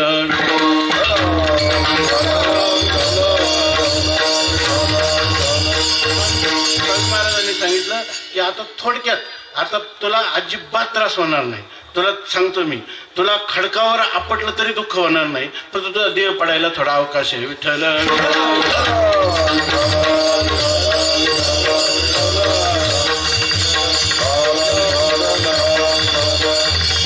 ते म्हटलं देह पडल्यावर तर कोणालाच होत नाही, पण आता मला वेदना होतात काय, म्हणजे आताच्या देहाला प्रेतरूप समजणार. विठ्ठल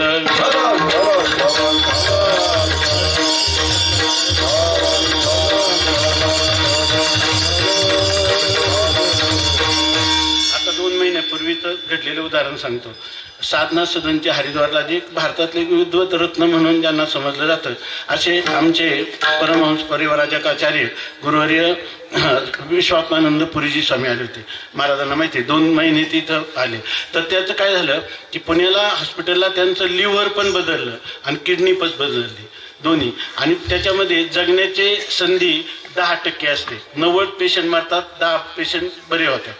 तर ती जबाबदारी स्वीकारून त्यांचं ऑपरेशन केलं गेलं. तर त्यावेळेला त्यांनी सांगितलं की असं आहे की हे तुम्ही ऑपरेशन करा, पण तुम्ही जर नंतर मला काही मी वेदनाशामक औषध आहे ते मला काही देऊ नका. ते म्हणे का बरं, तुम्हाला वेदना होणार तर त्याला पेन मॅनेजमेंट म्हणतात, म्हणजे वेदनाशामक औषधं द्यावीच लागतात. त्यांनी सांगितलं तुम्ही देऊ नका, जर मला वाटलं तर मीच सांगेल तुम्हाला की मला आता सहन होत नाही. आणि त्या महात्म्याने एवढी 2 ऑपरेशन झाली. जवळजवळ ते 2 महिने आळंदीमध्ये होते विश्रांतीला. तर 2 महिन्यात एक सुद्धा पेन किलर म्हणजे वेदनाशामक गोळी घेतली नाही. त्यांना विचारलं की तुम्हाला हे कसं करतं, ते म्हणे आम्ही जिवंत असताना हा अभ्यास केलेला आहे अगोदर की मी असंग निर्विकार आत्मा आहे, देह मी नाही आणि देह नव्हे मी हे सरे वरला वरे विठ्ठल, अशा प्रकारची स्थिती आहे. आणि त्या थाटात राहिले. त्यांचे आम्ही शेवटचं जे काही त्यांनी जाताना एक आत्मनिवेदन केलं ते सगळं युट्यूबला पण टाकलं होतं. विठ्ठल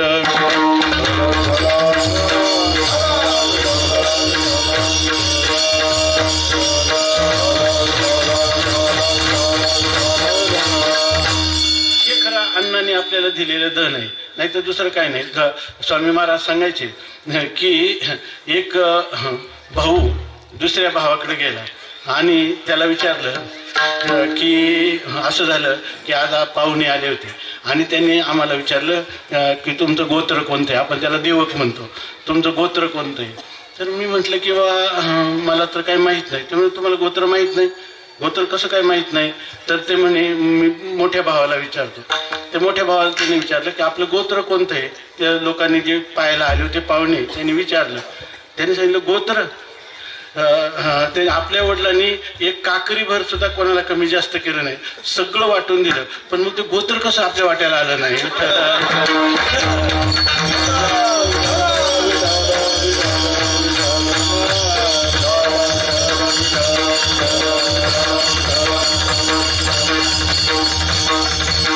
पुत्र त्यांचं भौतिक धन घेतो पण आध्यात्मिक धन घेतलं नाही तर तो पुत्रच नाही. विठ्ठल विठ्ठल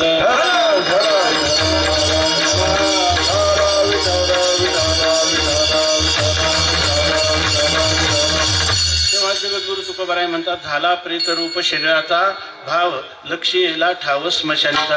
त्याच्यामध्ये खूप हा भंग वेदांत प्रकरणातला आहे, केवळ अद्वैत वेदांत प्रकरणातला आहे. हे आपण आपल्या साधारणपणाने आपल्याला यथाशक्ती यथामती या शब्दांचं आपण चिंतन करण्याचा थोडासा प्रयत्न करीत आहोत. तर या ठिकाणी शरीर म्हणजे जे जाणं, शरीर जायाचे ठेवणे, अशा प्रकारचे येते. शरीयते इति शरीरम.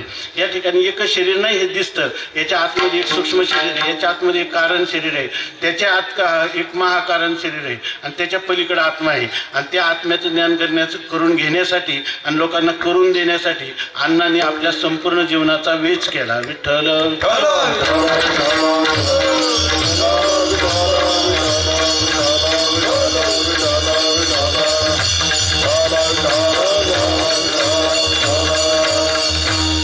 चिंतामणी देवाजवळ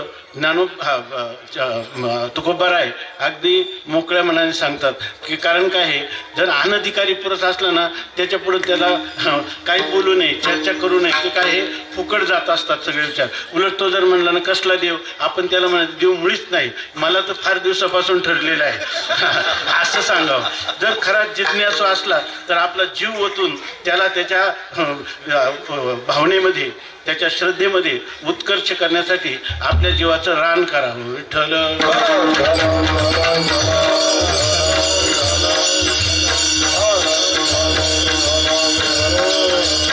तुकोबाराय आपल्या जीवनामध्ये जो काही बदल झाला ह्या प्रेतरूपतेचं चिंतन केल्यामुळं काय बदल झाला तो दुसऱ्या चरणात सांगतात. रडती रात्रंदिवस काम क्रोध माया, रडती रात्रंदिवस काम क्रोध माया,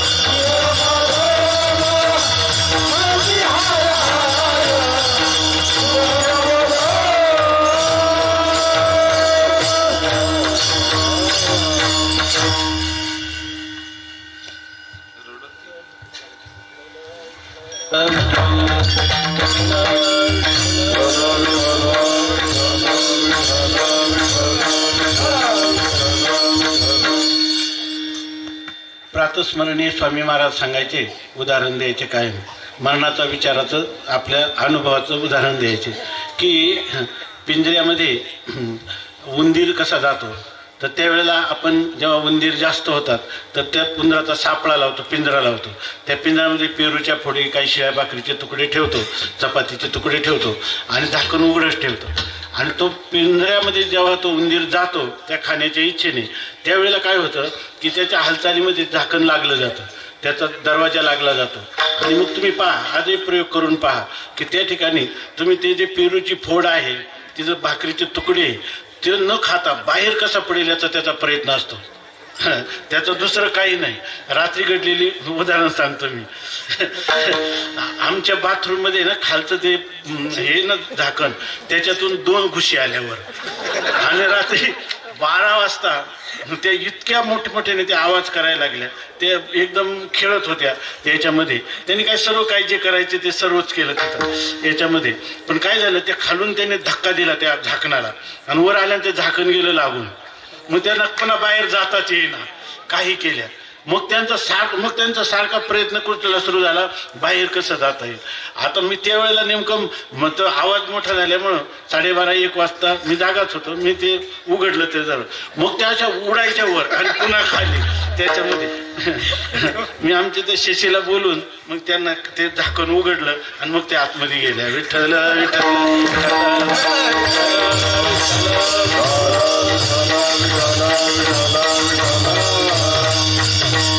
स्वामी महाराज म्हणायचे की त्या उंदराला बंधाचं ज्ञान झालं. आपण आता बांधलं गेलो असं त्यांना ज्ञान झालं.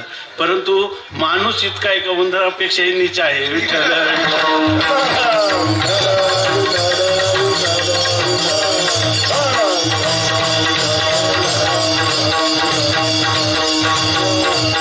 असो. याचा परिणाम आणखी दुसऱ्या चरणामध्ये सांगितला. रडते रात्रंदिवस काम क्रोध माया म्हणती हाय हाय यमधर्म. तुम्ही म्हणाल की 9 वाजले, आता वाजण्याचा विचार करायचाच नाही. विठ्ठल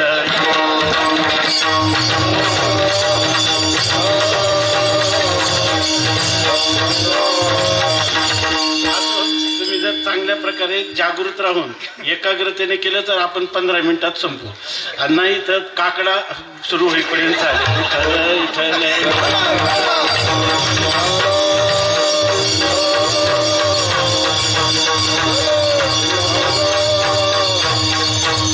माणसाने जर पाहिलं ना तर जीवनामध्ये 3 दोष आहेत, काम क्रोध आणि माया. हे जीवनात इतके माणसाला पावलोपावली दुःख देतात. आपल्याला त्याच्या ठेचा पण लागतात, त्याच्यातून सुटावा असं वाटतंही, पण उपाय करायला गेले तर ते सगळे अपाय होतात. काय नाही ते विठ्ठल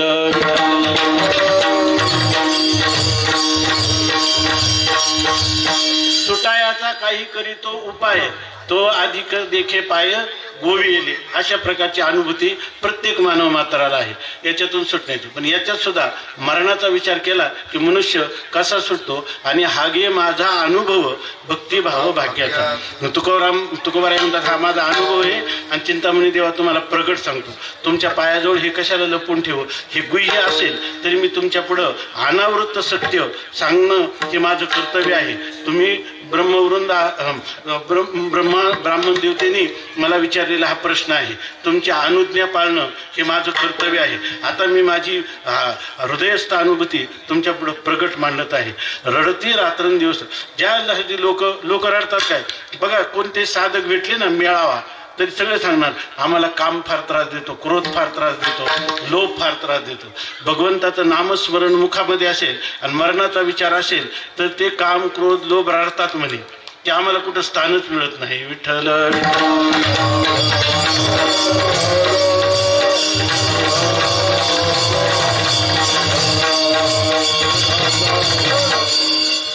रामेश्वर भट्टांकडून चिंतामणी देवानी तुकाराम महाराजांचं जीवनचरित्र काही ऐकलेलंच होतं. काम कसा रडत होता, त्या तुकाराम महाराजांचं जीवन कुठंतरी कलंकित करावं म्हणून काही दूषित लोकांनी एकट्या स्त्रीला भंडारा डोंगरावर पाठवलं. तर तुकाराम महाराजांची भाषा काय आहे, जाईव तू माते न करी सायास, आम्ही विष्णुदास तैसे न पराविया नारी रखुमाई समान, गेले नेमूंच ताईचेची. तुका म्हणे आम्हा दिसतील नारी ना, तुका म्हणे तैशा दिसतील नारी रिसाची परी आम्हा पुढे. हे दुसऱ्या अभंगाचं चरण आहे. या अभंगाचं चरण दुसरं आहे. विठ्ठल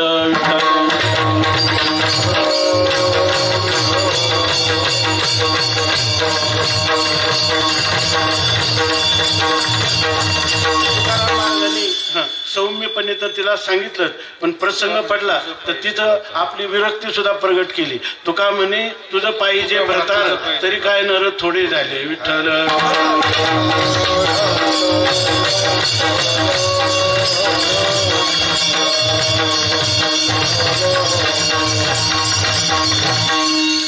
आता जर ज्या स्वामी महाराज सांगायचे की आपली जी संस्कृती आहे मातृवत परदारेशु,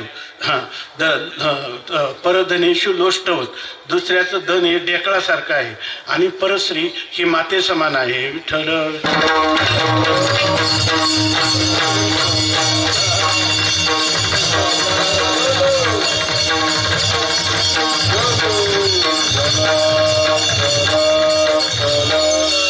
स्वामी महाराज सांगायचे की ही मातृशक्ती आहे, श्री ही मातृशक्ती आहे, ही चित शक्ती आहे. तिची आपल्याला कृपा व्हायची असेल तर सरस्वती असो, लक्ष्मी असो किंवा देवी रूपामध्ये तिच्याच गर्भामध्ये माझा निवास झालेला आहे.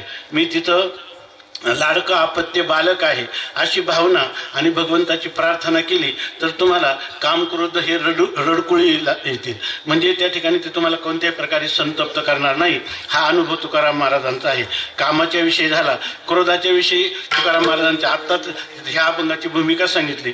किंवा असं सांगतात की तुकाराम महाराजांना येत असताना, आता ही कथा किती किंवदंती स्वरूपाची माहीत नाही, पण आपण म्हणतो की तुकाराम महाराजांनी ऊस आणले ते त्या पाठीवर मोडले, तर ते काय म्हणतात, आता 2 तुकडे झाले तर हे दोघांना वाटून द्या. विठ्ठल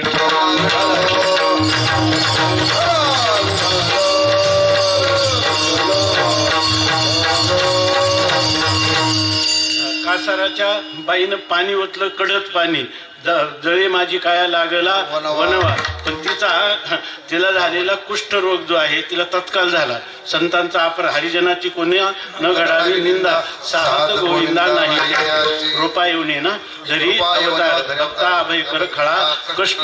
तर तिथं त्या तुकाराम महाराजांनी ज्या पाण्याने आंघोळ केली तिथं जो गाळ होता तो गाळ मैपती महाराज म्हणतात अंगाला लावला आणि ती बरी झाली. विठ्ठल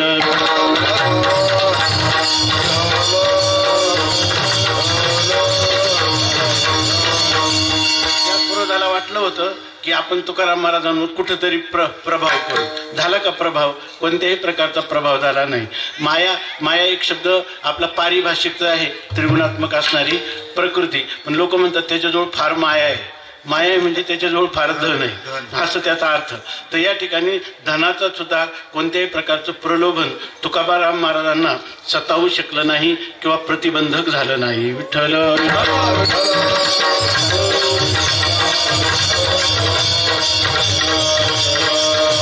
आपल्याला सगळ्यांना माहित आहे तुकाराम महाराजांना शिवाजी महाराजांनी धन पाठवलं. तुकाराम महाराज म्हणतात काय दिला ठेवा आम्हा विठ्ठलाची पावा, सोने रुपये आम्हा मृतिके समान, माणिक पाषाण खडे जैसे. अशा प्रकारचं तुकाराम महाराजांचं जीवन आहे. त्या ठिकाणी तुकाराम महाराजांनी ते धन स्वीकारलं नाही. तुम्हाला जर करायचं, आम्हाला द्यायचंच झालं, मिळवा तुळशी व्रत करा एकादशी, मनवा हरीचे दास तुका म्हणे मला हे आस. अशा प्रकारचं तुकाराम महाराज त्यांच्याकडे मागतात.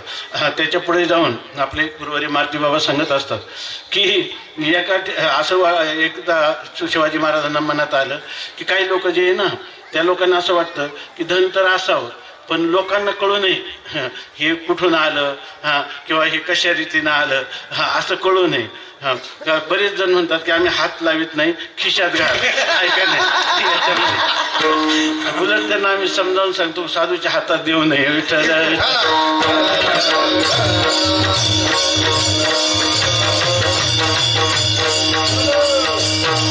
शिवाजी महाराजांनी विचार केला कदाचित तुकाराम महाराजांच्या ठिकाणी अशा प्रकारची धारणा असेल तर कोणी न पाहता जर हे दन दिलं तर कदाचित स्वीकारतील. पुंडलिकाच्या पाठीमागे जी शिळा आहे त्या शिळेवर तुकाराम महाराज दररोज पहाटे स्नानाला जात होते. तेव्हा एक दिवस त्यांनी आपले जे नोकर आहेत त्यांना अशा रीतीनं पाठवलं की तुम्ही रात्री जा, 2 वाजता जाऊन त्या ठिकाणी भल्या पाठे तुकाराम महाराज स्नानाला येतात, त्या शिळेवर तुम्ही हे ठेवा आणि दूर राहून तुम्ही फक्त लक्ष द्या कोणी घेऊन जातं का, तुकाराम महाराज नेतात का, कारण त्या शिळेवर दररोज येतात. तुकाराम महाराज आले आणि त्या शिळेवर बसले आणि त्यांना त्या धनाकडे लक्ष गेलं. लक्ष गेल्याबरोबर तुकाराम महाराज उठले आणि दुसऱ्या दूर जाऊन स्नान करायला लागले. तर आता जी शिळा आहे ना ती शिळाचं ज्याचं मंदिर बांधलेलं आहे तर त्या शिळा बोलायला लागली तुम्ही वर्षानुवर्ष माझ्यावर स्नान करता, आज तुम्ही दूर का गेले? ते म्हणे तू बाटली, तुला काय झालं, तुला हे ती शिळा म्हणते तुला विटाळलेली तू, मी तुला आता स्पर्श करणार नाही. तर तिला सांगितलं तिथं त्या शिळेने काय केलं, तिनं काय केलं एकदम वर आली, पुन्हा बुडाली, 3 बुड्या घेतल्या, काही करा पण माझ्यावर बसा. आता बसली. विठ्ठल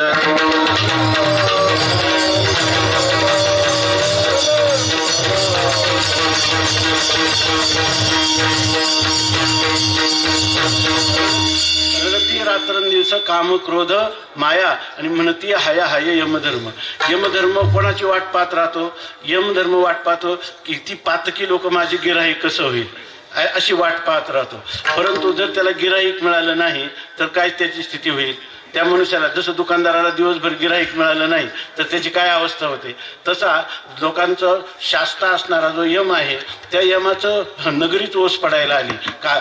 यमू म्हणे कवना ते यमावे, दमू म्हणे कवना ते दमावे, तीर्थे म्हणते काय खावे दोष व कदाशी नाही. अशा प्रकारची स्थिती तुकाराम महाराजांची तुकाराम महाराजांनी केली. हरिभजने हे जवळीले जग चुकविला लाग कळी काळाचा. तुकाराम महाराजांनी सगळ्यांना गोळा केलं आणि रात्रंदिवस भजन करा. यमाची ताकद आहे का तिथे यायची कधी. तरी कीर्तनाचे नटनाचे नाशिले व्यवसाय प्रायश्चिताचे, जे नामच नाही पापाचे आयुष्य केले. यमदमा अवकळा आणली तीर्थे ठायावरून उठविली, यमलोकीची खुंटली राहटी आगवी. अशा प्रकारचं तुकाराम महाराजांनी हरिभजनाने हे जगच दौडून टाकलं. तैसे माझे नाम घोषे नाहीची करीती विश्वाचे दुःखे, अवघे जगची महासुखे दुमदुमीत भरले. असं तुकाराम महाराजांनी केलं. म्हणून म्हणतात की रडती रात्रंदिवस काम क्रोध माया, म्हणती हाय हाय यमधर्म. मरताना प्रेतयात्रेचं स्वरूप सांगतात तुकाराम महाराज की या ठिकाणी असं आहे, आपण एकदा मनुष्य मरण पावला की गोवऱ्या जमा करायला लागतो आहे की नाही. ही एक त्याच्यातलं विधीतला एक भाग आहे. तर तुकाराम महाराज तिसऱ्या चरणात सांगतात वैराग्याच्या शेणी लागल्या शरीरा. आमच्या या शरीराला वैराग्याच्या गोवऱ्या आहेत. वैराग्याच्या शेणी लागल्या शरीरा, ज्ञानाग्नी लागला ब्रह्मत्वेशी. आम्हाला जो गाथा सापडला ना मी सांगितलं 100 वर्षापूर्वीचा, त्याच्यात वेगळं लिहिलेलं आहे. ज्ञानाग्नी भरभरा जीवत्वेशी असं त्याच्यात पाठ आहे. आणि तो पाठ खूप चांगला आहे की त्याच्यामध्ये ज्ञानाग्नी भरभरा ब्रह्मत्वेशी यापेक्षाही हा ज्ञानरूपी अग्नी लागला आणि त्याने आमची जीवदशा संपून टाकली असं तुकाराम महाराज सांगतात.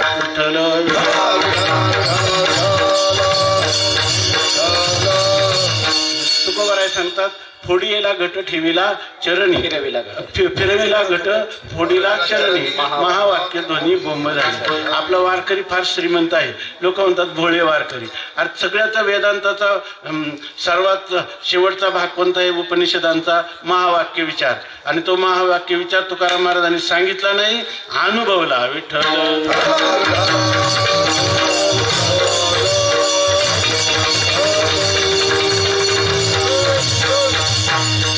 अहम ब्रह्मास्मी ऐशी वाणी, एक वेळ पडता कानी, अविद्या निद्रा गेली पळोनी, सत्क्षणी जागेल नला. हा शरीर म्हणजे एक घट आहे. या ठिकाणी आपल्या त्या पिंगल्याच्या सगळी उदाहरणं आहेत.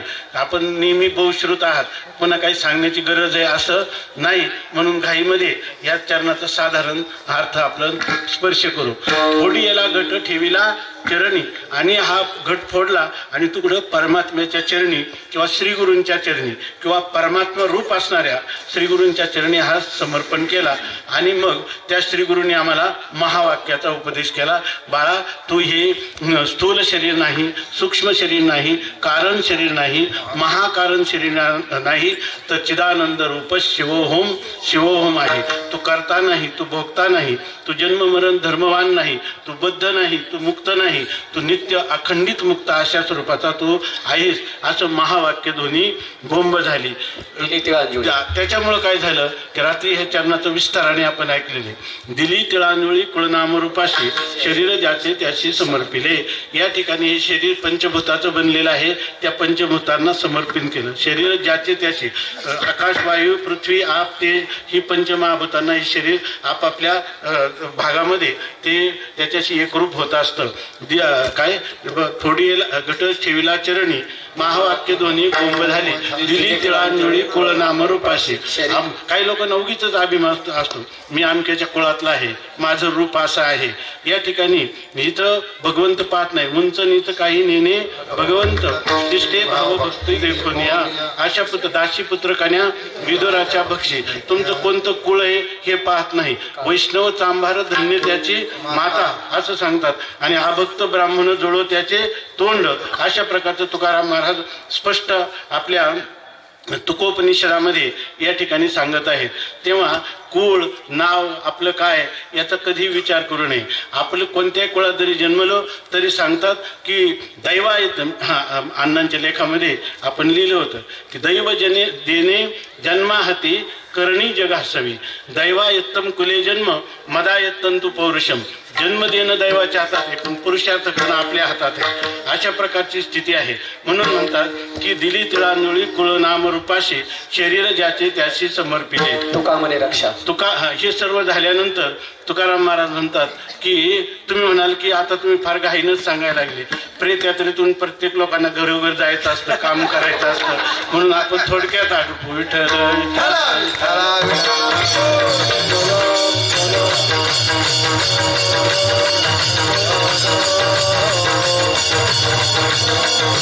आणि याचा विस्तार करता येत नाही मला, हे कशाला सांगू. विठ्ठल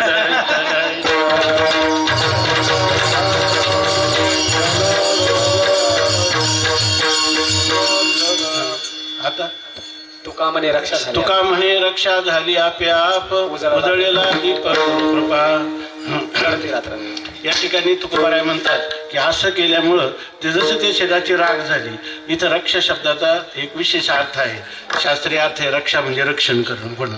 तर म्हणतात की अशा प्रकाराने मी अभ्यास केला, अशा प्रकारचं श्रीगुरूंची सेवा केली, त्यांच्या उपदेशाचं ग्रहण केलं, विवेक वैराग्यपूर्वक समाधी षटकपूर्वक मुमुक्षुत्व धारण केलं आणि मी ह्या बोधाला प्राप्त झालो. आणि त्यामुळं माझं खऱ्या अर्थाने श्रीगुरूंनी रक्षण केलं आणि ते आपोआप झालं. माझी रक्षा आपोआप झाली म्हणजे काय, या ठिकाणी परमात्मा जो आहे तर खरं परमात्म्याचं प्राप्य नाही, विकार्य नाही, संस्कार्य नाही, अशा प्रकारची ते उत्पाद्य नाही, विनाश्य नाही, अशी स्थिती आहे. ही श्रीगुरूंनी मला दाखवून दिलं आणि त्यामुळे माझं रक्षण आपोआप झालं. म्हणजे इथं माझं त्यांनी आज्ञान घालवलं, त्यांनी मला माझं स्वरूप प्राप्त करून दिलं नाही, त्यामुळे माझं रक्षण आपोआप झालं. की या ठिकाणी अविद्यानिवृत्ती हे स्थळ तेने मोक्षोपादान फळ या दोही साधन केवळ ज्ञान. बाबुळीची सारावी हाते वाचून पाणी तो असे आई ते आब्रची जावे गगनते सिद्धची. की अशा प्रकाराने शेवाळ काढलं का पाणी आहे, पाण्यासाठी काही करायचं नाही. तशा माझ्या चुकीच्या भ्रांत धारणा होत्या त्या श्रीगुरूंनी सर्व काढून टाकल्या आणि मग माझं रक्षण झालं. काय तुका म्हणे रक्षा झाली आपोआप. कशाचं सामर्थ्य आहे, उजळीला दीप गुरुकृपा. गुरुकृपेचा दीप प्रज्वलित झाला आणि माझ्या जीवनाचं सोनं झालं. आणि झाली काय स्थिती, तुकाराम महाराज म्हणतात चिंतामणी देवा तुम्हाला घाईत सांगितल्यामुळं पुन्हा एकदा सगळं एकदा चरण म्हणून दाखवतो. ते सांगतात की झाला प्रेतरूप शरीराचा भाव लक्ष्येला ठाव स्मशानीचा. रडती रात्र दिवस काम क्रोध माया म्हणती हाय हाय यमधर्म. वैराग्याच्या शेणी लागल्या शरीरा ज्ञानाग्नी लागला ब्रह्मत्वेशी किंवा ज्ञानाग्नी भरभरा जीवत्वेशी. फिरविला घट ठेविला चरणी महावाक्य ध्वनी बोंब झाली. दिली तिळांजुळी कुळनाम रूपाशी शरीर ज्याचे त्याशी समर्पिले. तुका म्हणे रक्षा झाली आपोआप उजळीला दीपक गुरुकृपा. विठोबा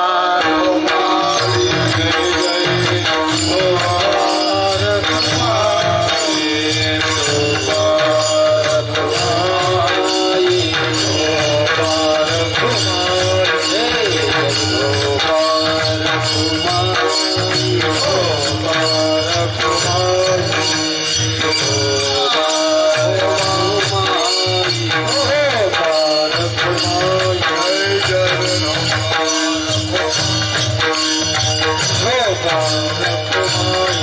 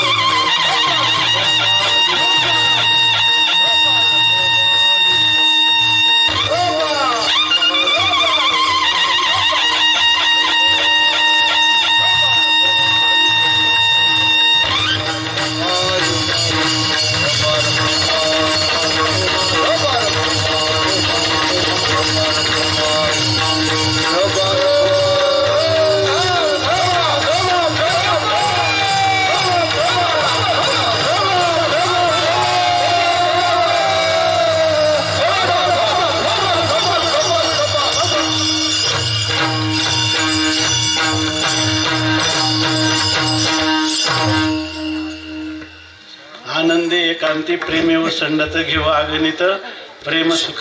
अशा प्रकारचं आपल्याला ह्या वायुमंडलात अण्णांनी उपलब्ध करून दिलेलं आहे. आणि हे जे आहे याच्यासाठी हे असंच आपल्याकडून सेवा होत राहावी.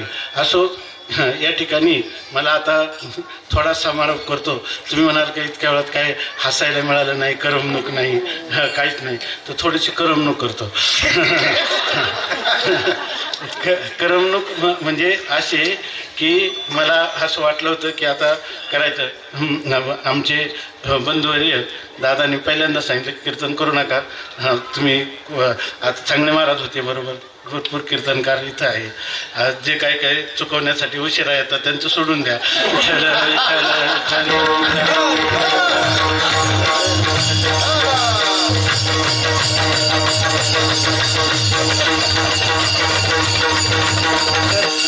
असो विठ्ठल विठ्ठल.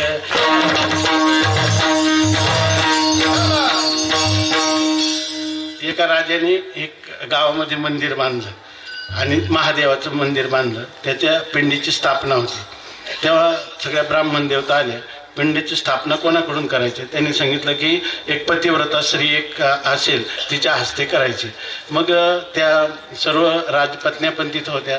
गावातल्या अनेक शिष्ट असणाऱ्या सभासदांच्या अनेक पत्नी तिथं जमा झालेल्या पतिव्रता. मग त्यांनी सांगितलं की ही पिंड तुम्ही बसवायला कोणीतरी पतिव्रता पुढे या. पण याच्यात एक आहे, जर समजा बसवण्यामध्ये कोणाचं पातिवृत्य अबाधित नसेल तर ही पिंड वाकडी बसेल. मग ते सगळे लोक मागं सरले. समजा जर काही कमी जास्त झालं तर कोणीच पुढे येईना, त्याच्यामध्ये कोणीच पुढे येईना. तेव्हा मग ते सगळे लोक एकदम स्थिर झाली सभा. तेव्हा एक धनगराची बाई तिथं जवळच मेंढ्या बकऱ्या चारत होती. तिला वाटलं ही गर्दी का झाली म्हणून ती आली आणि तिनं विचारलं की इथे एवढी गर्दी का झाली?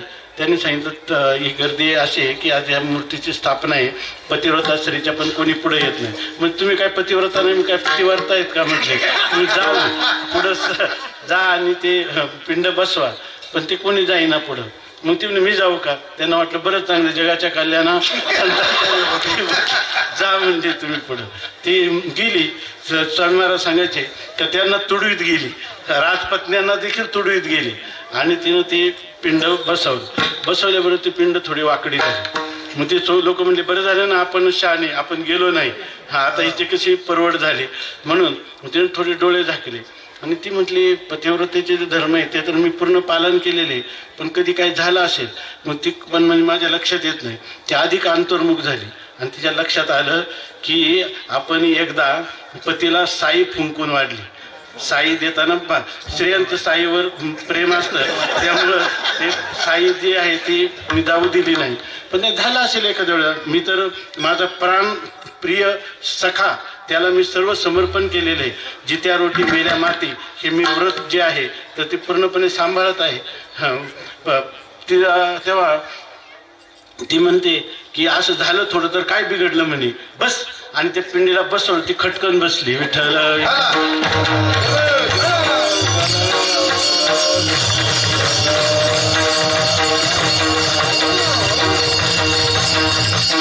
मला वाटत होतं का ही पिंड बसते का नाही, पण अण्णांनी तर काही कमी जास्त असणारच आहे. अण्णांना प्रार्थना करायची खटकन बसव, ती बसली. विठ्ठल